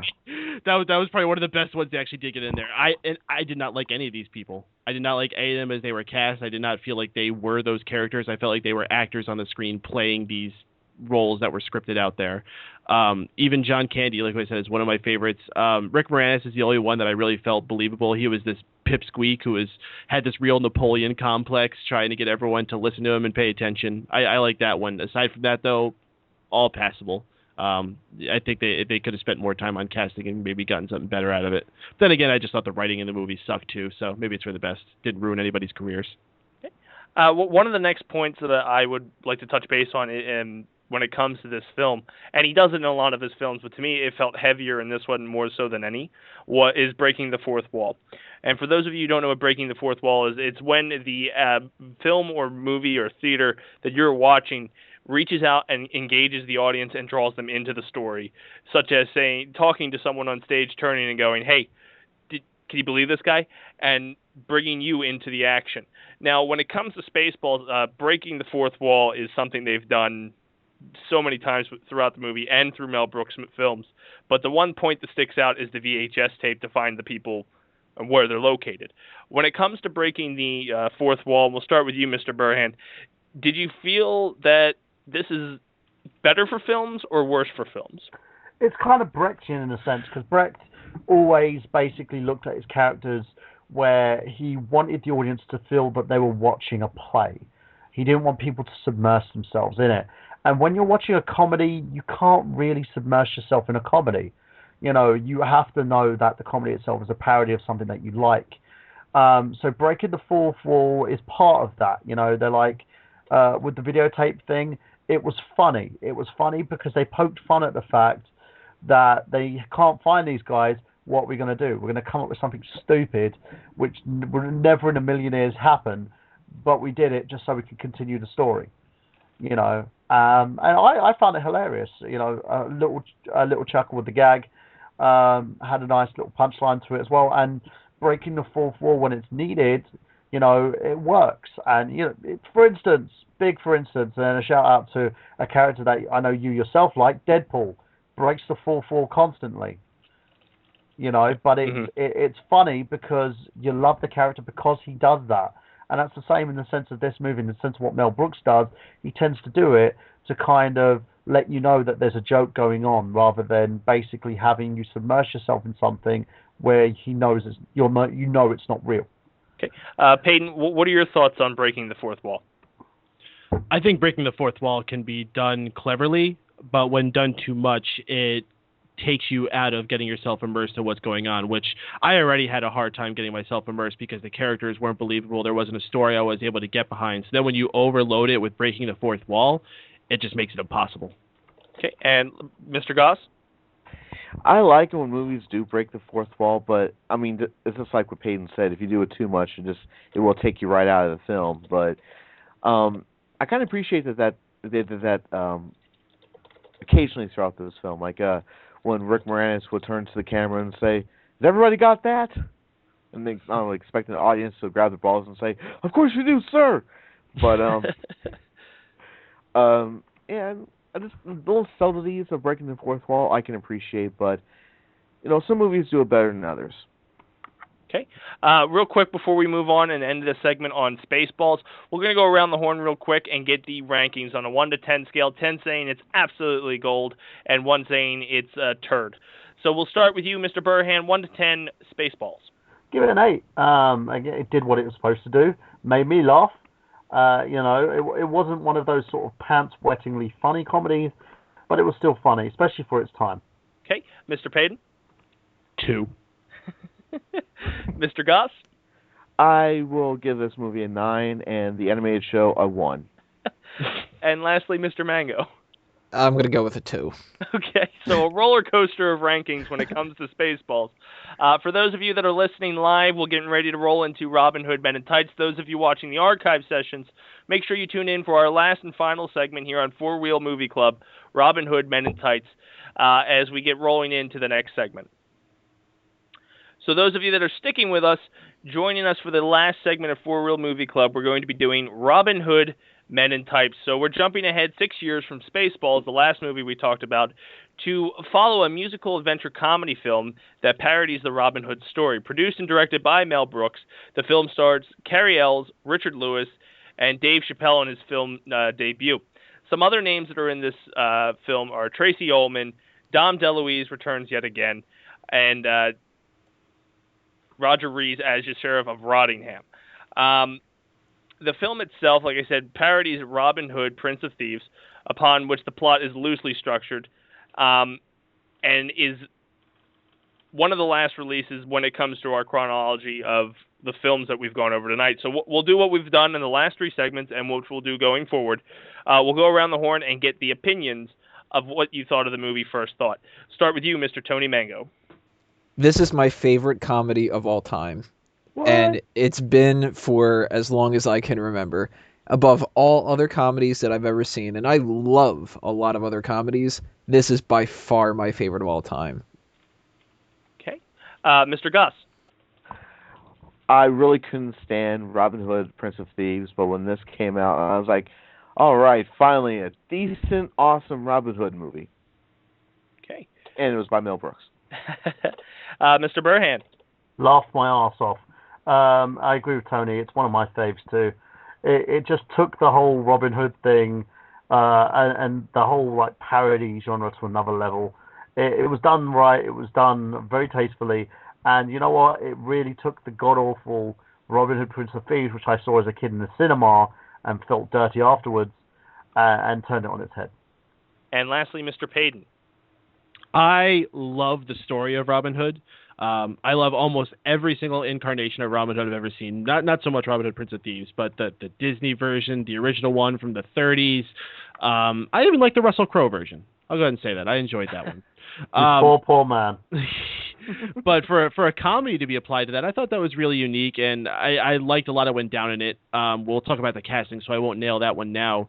But one thing I realized while rewatching this now, and I guess I didn't notice it then because it was current, a lot of in-jokes, a lot of references to current events and things that were cool at the time, and I think that hurts the movie. Watching it back now, those things were not as funny as I'm sure they were when I was watching it in 1996 or whatever it was.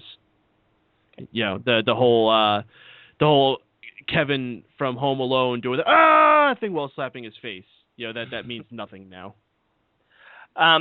Like we said, casting when it comes to Robin Hood Men in Tights, it has a lot of big names. Dave Chappelle in one of his breakout roles, and also Patrick Stewart, who played King Richard. So what we'll do is we'll dive right in and start talking about casting. And we'll start with you, Mr. Goss. What did you feel about the casting? And before we get into the opinion, I just want to run down some of the cast. Cary Elwes played Robin Hood. Richard Lewis played Prince John. Roger Rees, the Sheriff of Rottingham. Amy Aspect as Maid Marian of Bagel. And Dave Chappelle as a Chew. And like I said, Patrick Stewart as King Richard. Tracy Ullman as Latrine the Witch. And Isaac Hayes as Sneeze. So we'll start with you, Mr. Goss. What were your feelings on the cast when it comes to Robin Hood Men in Tights? Oh, God. A very eclectic cast, that's for sure.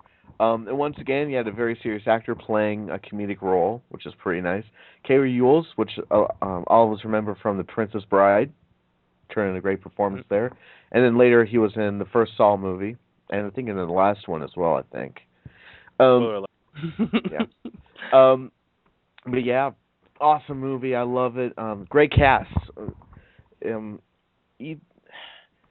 Once again, he had another movie where he had Dom DeLuise in the film. You were saying you were doing it in Chinese, weren't you? Are you what? Weed.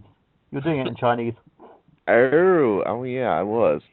Anyway, got him in there, and to tell you the truth, that was the very first time I ever saw Amy Aspect.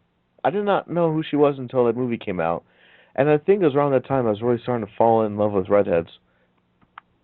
Okay. But anyways, no, seriously, I think they did a pretty good job of casting all these really great actors and comedians. Okay. Mr. Payton, thoughts on casting? Fantastic. Cary Elwes is perfect in the fantasy role. I always just because of how perfect he is in this and how perfect he is in Princess Bride, I always just mash these movies into like they're one continuous movie to me. Because they both have that fantasy / comedy influence on them, even though they're completely different stories, really. But Dave Chappelle was excellent seeing him in this, especially when it's such a young Dave Chappelle. The fellow who plays Blinken, the fellow who plays Lil Jon, all perfect in their roles. The guy who plays the sheriff of Rottingham is absolutely hilarious. Prince John, total coward. Everyone nailed their roles perfectly. Almost the complete opposite of all the other movies we're talking about here. I actually enjoyed almost the entire cast. Okay, Mr. Burhan? Yeah, what can I say? What's already been said. Great movie, great cast, great funny story, and I love the musical numbers. Okay, and lastly, Mr. Mango, what are your thoughts on the casting? Man, it's so fucking good. Everybody nails it. Little John is a huge guy who isn't just a huge person that they put in the role who can't have comedic timing. There's a great reference to the Kevin Costner casting when he says, "Unlike other Robin Hoods, I can speak with an English accent." Fucking nailed that line. Amy Asbeck, a hot Maid Marian instead of somebody like Kate Blanchett in the Russell Crowe one, which she's supposed to be like the fairest maiden of the land. Give me a fucking break. Blinken, Achu, everyone, even was it Isaac Hayes plays the Sneeze, a reference to the Morgan Freeman character in Prince of Thieves. Just everything is amazing about this movie. It's so good. The casting is perfect. One other thing that we'd like to talk about when it comes to this film is the reception. As you can see, it's getting a mostly positive, well, actually all positive reviews when it comes to the panel that we have on tonight. But surprisingly, Rotten Tomatoes gave it a 48% overall rating. Yet there's such a huge cult following behind it. Now, why do you think when it comes to the film world that it gets such negative reviews, and then when it comes to people who actually pay for the film, it gets such great reviews? And we'll start with you, Mr. Burham. What are your thoughts on this? Did Rotten Tomatoes rate Prince of Thieves at a high? I can look that up right now. You should do that, and if they did, then they know nothing. It's again, it's satire. I think it's depending on your audience, really. You can get people. I tend to find that a lot of moviegoers are very honest in their approach, but there are certain tastes that people like. Reviewers tend to go one way than another. If there's a standout actor that's going to get an Oscar at some point, they'll basically praise the film to high heaven, Russell Crowe. And if they basically look at a film that it has no relevance in terms to their own spectrum, they'll then rip it to shreds. It depends on the film schools, depends how you rate things, and it depends on what kind of critic you are. You could be a Jay Sherman saying that everything stinks. You could basically go for the whole Siskel and Ebert approach where one person likes it, one person doesn't. It's totally different in terms of taste and flavor in a sense. Okay. And just to touch back on the point that you said, Prince of Thieves scored a 59% on Rotten Tomatoes, and Men in Tights had 48%. Prince of Thieves was done with a total American accent for everyone. No one, nearly everyone. So again, that shows how much they know. And MIT is just a flip side of it, got 81% and 73% for fan votes went to Prince of Thieves, so it did better. But sitting on that, the critics versus the fan base. Mr. Payton, what are your thoughts on why they're so different and why it would be a turnoff to a lot of critics? I think some people just don't get it, especially older people. I just don't think they get this kind of comedy. Like I say, they're more of a fans of the classic. You set up a joke and you deliver, and these aren't those kind of jokes. They're quick one-liners. They're parodies of things that you have to know exist to get. So I think that's why there's a lot of negative reaction to the film, or anything Mel Brooks does for that matter. Mr. Goss? I don't know, just when it comes to me when I watch movies, I really could care less what the critics think. For me, it's like, I can just see for myself if it's going to be good or if it's going to be rubbish. So, I don't know, I really could care less what the critics think. Okay, and lastly, Mr. Mango, what are your thoughts of why the critics are so harsh compared to the fans that love it? I really don't have a clue why. I can't see why they can look at some of these other movies that come out around the same time period or before or after it that don't have anywhere near as much solid writing behind it for the jokes and think that they're funnier and then say this is terrible. I have no idea why, but fuck them. This movie's awesome.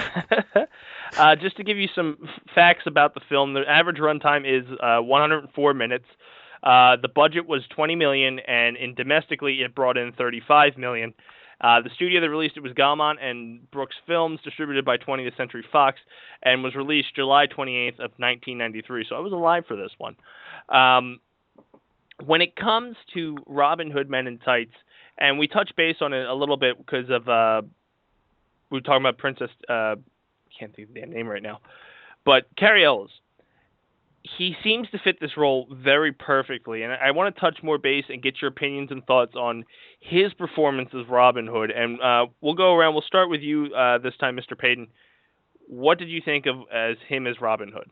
Oh, he nailed it. He was stoic. He was joyful. He was funny. He was serious when he needed to be. Same performance he did with the Princess Bride. He had so many different aspects that you need to be to play the hero role. I think he's one of the best people who have ever played the hero rescuing the damsel in distress role. Okay. Mr. Burham? Agreed with everything that Payton said. He's basically very versatile, can actually do a bit of comedy, a bit of improv, and also can basically play towards the strengths of the role when needed. So it worked really well on all levels there. Okay. And Mr. Goss, when it comes to Cary Elwes playing as Robin Hood, what are your opinions? I mean, like I said, Princess's Bride, he did fantastic in that, and to translate over to this, what are your thoughts? I think he just did a fantastic job. He was serious when he needed to be serious. He was hilarious when he was supposed to be funny. He just turned it into a solid performance. Period. Okay. And lastly, Mr. Mango, what are your thoughts on our Robin Hood in Men in Tights? You know what? Cary Elwes in this film is pretty much the go-to Robin Hood for me. As a kid, before I had watched this movie, my go-to Robin Hood was that fox in the animated version. So this was a step up. He's always the Robin Hood I picture when people say it. Okay. It's an interesting to know, when we did the facts before we went into talking about Cary Elwes, is that Robin Hood Men in Tights was unfortunately not one of Brooks' best-grossing films. The film debuted at number 6 at the North American box office, only bringing in $6 million, but the film went on to, like I said, domestically take in $35. For being such a great film and cult classic, and sometimes this happens, you look at films like Clerks, they don't really take off until they hit DVD or they hit the market to where you can watch it at home.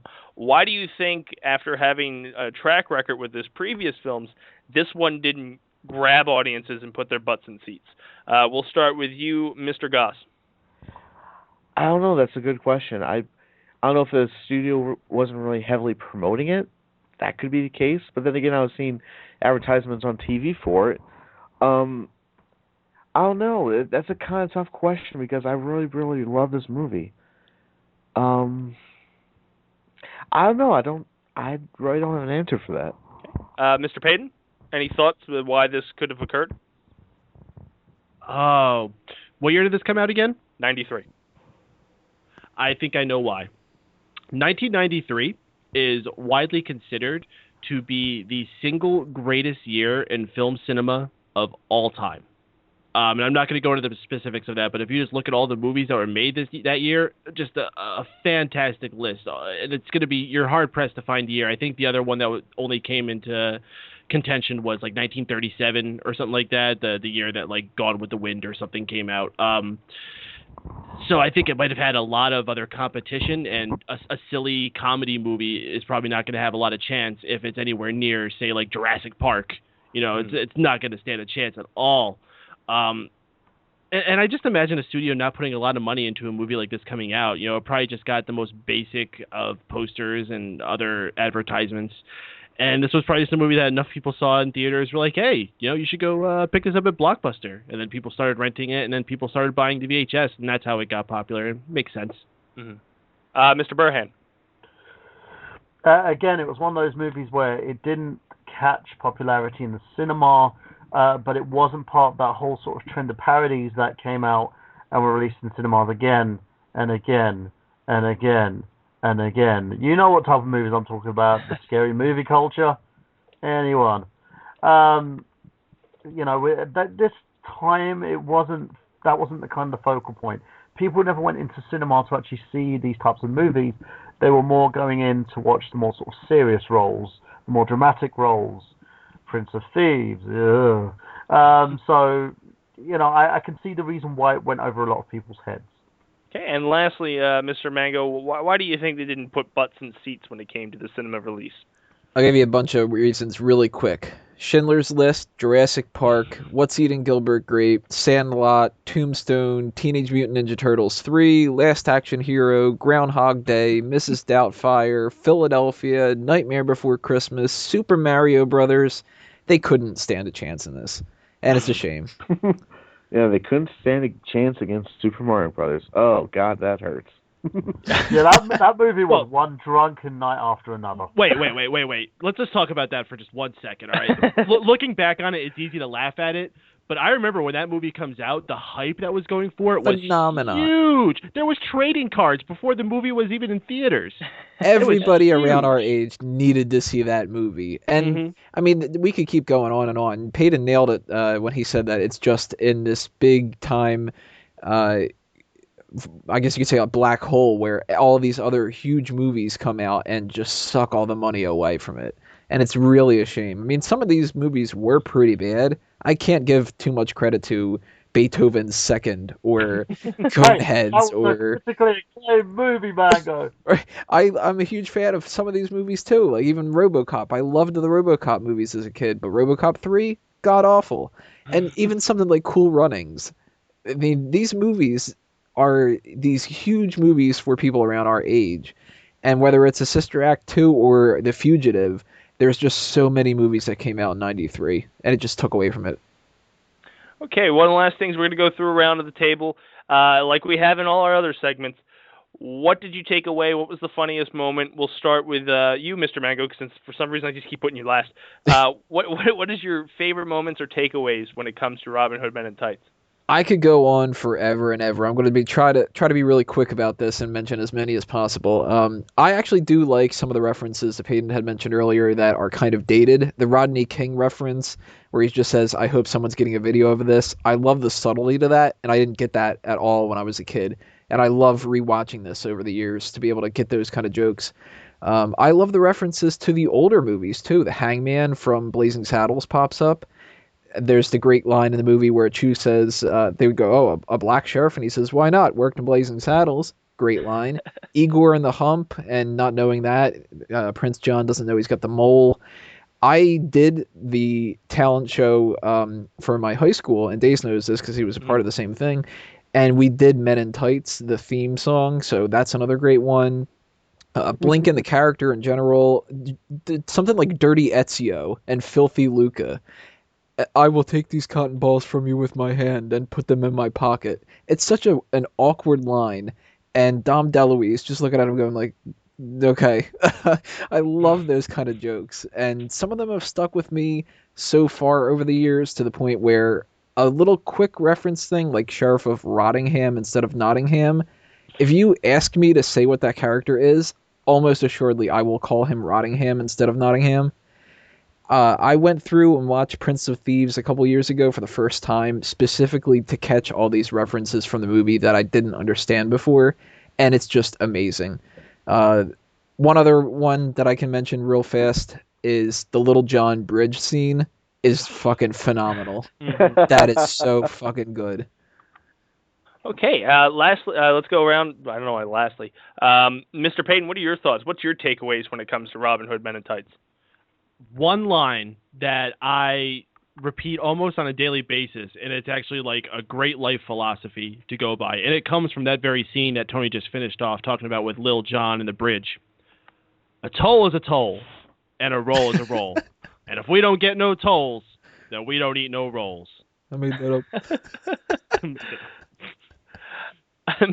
Mr. Burhan, what's your takeaway? What moments resonate with you when it comes to Robin Hood Men in Tights?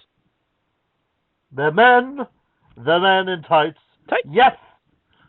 That's pretty much it. Men in tights. How can you not love this movie? Seriously. That's the whole moment with these guys and their balls hanging out, and the fact that they look really prissy but manly at the same time showed me how to be a man. And lastly, Mr. Goss, what's your takeaway? What moments from Robin Hood Men in Tights really stick with you to this day? Well, looks like the panel kind of already touched on some of the more memorable ones. A couple of them that I have right in my mind right now is when we have the introduction of Maid Marian, and she's in the bathtub and she's singing and everything. The camera just gets closer and closer, and then all of a sudden we cut to her singing in the bathtub, and then we hear like some glass breaking, and then all of a sudden we cut to the shot of where the camera actually busted through the window, which is actually kind of a nod to a scene from High Anxiety. And the only other thing I think of is when they're trying to recruit more men for oh geez, what the hell? When they were Robin Hood's trying to recruit more men to join him and everything, that they go up to this one little booth where Dave Chappelle's character is giving them these huge eggs of pantyhose to put on the tights and all that. But apart from that, this was another really good Mel Brooks movie. I'm kind of bummed that it got panned as much as it did by critics, which again I could care shit. I don't give a shit about those critics, but they really panned it, and box office wise, even though it was a success, it didn't get nearly as much money as it should have deserved. But I think it was a good little film. I think it's definitely one of my favorites of all time. Okay. Lastly, we'll go around the horn, and we will rank the movie 1 through 10 when it comes to 10 being this movie's phenomenal, run out and buy it right away, or 1, don't waste your time. We'll start with you, Mr. Payton, 1 through 10. I'll give this an 8.5. Okay. Mr. Burhan. 9. Okay. Mr. Goss. Oh, definitely going to give this one a 9 as well. Okay. And lastly, Mr. Mango. If this is one of those things where you're trying to rank it based off of whether or not it should get Best Oscar or anything like that, it's not going to be a 10, but as far as me liking it and just enjoying the movie, definitely a perfect 10. Okay. So there you have it, ladies and gentlemen. That is Robin Hood Men in Tights, and for the last 2 hours, you've heard us speak about the man known as Mel Brooks and all his films. He's a film director, screenwriter, composer, lyricist, comedian, actor, and a producer. His films that we discussed tonight have been Blazing Saddles, Young Frankenstein, Spaceballs, and lastly, Robin Hood Men in Tights. He's also known for the producers of 12 Chairs, Silent Movie, High Anxiety, The History of the World Part 1, and much, much more. So, on our last notes that we want to do here for the first ever For Real Movie Club, and something I'd like to do at all of them is just wrap up on our general theme. And we'll go around the horn, and we want the final opinion of Sir Mel Brooks himself, Mr. Burhan. I think he was an underrated genius. Okay. Mr. Mike Payton. I think he's an overrated genius. Could have planned that better. And Mr. Goss. I think he's a genius. Okay. And lastly, Mr. Mango. He's a middle-rated genius. Yeah, he has his ups and downs, and there are things that he can really nail. Whether it's music, like the music that's in Robin Hood Men in Tights, from the actual score, and the love themes and the raps and Men in Tights theme and all that, and stuff in Blazing Saddles and all that. Or it can be some negatives that he can go so far over the top, and it really just seems childish, or he tried too hard and it doesn't pan out as well. But there's one thing I would like to say about Mel Brooks that I think can sum up the biggest positive of him. It's one quote that I've always really liked from him. Tragedy is when I cut my finger. Comedy is when you fall into an open sewer and die. So there you have it, ladies and gentlemen. The first For Real Movie Club is in the books, or in this case, on the screen. So what I need you guys to do is make sure you tune in 1 month away from today, and we'll be discussing our next group of roundtable and panelists about the next category of films. We're going to go around the horn right now, and we're going to talk to our guests and see what they've got going on. We'll start with you, Mr. Goss. Okay, I got a whole list here. I'll try and make it as quick as possible. On Wednesday nights here on Mega Powers Radio, I am on the Chris Dace Show with our host of hosts, Chris Dace, and that's 8 p.m. Eastern, 7 p.m. Central. And I have other great shows that I'm a part of, like Thursday nights here on Fanboys, or, well, it could be on fanboys.com. I need to post the article. On the Blog Talk Radio, I have a show called The On-Radio Show, which is a take on those morning zoo radio programs, and as if the FCC has no control over it. It's a free-for-all, but it's a lot of fun. Go check it out. Thursdays, 8 p.m. Eastern, 7 p.m. Central. And I have a couple of YouTube shows. I got youtube.com/RoseCardReviews and youtube.com/RoseCardLet'sPlay. And if you guys want to get a hold of me personally, you can get a hold of me on Twitter. TravisScott79 is my Twitter handle, and Facebook.com/TravisScott1979 is where you can get a hold of me there. Of course, as I mentioned before, I'm part of FanboysAnonymous.com, and a lot of really great things are coming up, so please stay with me. Okay. Terrible intro, sorry about that. Mr. Payton. Well, this has been an excellent first episode of the For Real Movie Club here on Mega Powers Radio. Certainly awesome, Mr. Chris Dace. Congratulations to you and the rest of the panelists here. Please, everyone listening, continue supporting this show and all the other awesome things we got going on here at Mega Powers Radio. The main show I'm hosting is on Monday nights following Monday Night Raw. If you're a wrestling fan, certainly check it out. If you're not, you probably wouldn't dig it too much. But once again, that's after Raw every single Monday night. It's the Raw post show. We'll be talking about all that night's events. And, of course, inviting you to call in as we do with all of our other shows on here. And as I said earlier, we have a special coming up this Tuesday. It's a tribute to the Ultimate Warrior. So, again, if you're a wrestling fan, you certainly know who the Warrior is. And we'll be talking about some of our favorite matches, our favorite moments, and all that other good, awesome stuff. Thanks again, Chris, and thank you, everybody. Mr. Burhan. Always, I got game 8 p.m. every Saturday night. Basically this week we're going to be talking, well, next week shall I say, we're talking Teenage Mutant Ninja Turtle games with the host of Turtle Flakes, so make sure that you actually tune in for that show as well.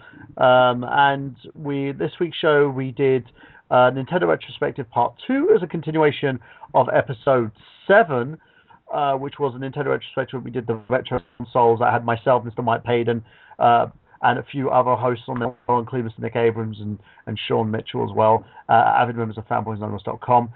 So we did that and talked about the 3DS and the Wii U and also Nintendo's future, where we see the company going. So check that out, guys. There's a huge load of archives. We're actually on now episode 71 now. We're going on to episode 72. So we're closing in to episode 100. So make sure you tune in live on blogtalkradio.com, and you also can reach us on other little formats such as iTunes, Stitcher, Libsyn, loads of other places as well, because I know a lot of people are migrating into those formats as well. So thank you very much, guys. Keep seeing you too. Also, youtube.com/TheNerdGenius if you want to look at my personal vlogs as well. Okay. And lastly, Mr. Mango. So much going under a mango tree. If you like the wrestling stuff mentioned earlier, go to smarkoutmoment.com and subscribe to youtube.com/smarkoutmoment for the podcast Smack Talk. Make sure you check out everything else coming your way from fanboysanonymous.com by checking out the website and subscribing to the YouTube channel, youtube.com/fanboysanon, ANON, where you can find our other videos, including the group meeting podcast. If you're in the South Jersey area, make sure to come out to South Jersey Geek Fest Convention, Saturday, April 19th. For more information, go to the website. Fanboys Anonymous, your source for all things geeky. Go there. Okay. On behalf of my panel, I'd like to thank Mike Payton, Michael Burhan, Travis Goss, and Anthony Mango for being a part of the first ever For Real Movie Club. Join us in the month of May as we have a new panelist, and a new topic. And let's face it, you've got to be a man to wear tights. This has been the For Real Movie Club. At no point in your rambling, incoherent response were you even close to anything that could be considered a rational thought. I'm too old for this shit. Good day, sir! You stay classy, San Diego. Roads? Where we're going, we don't need roads. Frankly, my dear, I don't give a damn. I'm finished. That'll do, Pete. That'll do. Hasta la vista, baby. Hey, everybody! We're all gonna get laid! You're still here? It's over. Go home.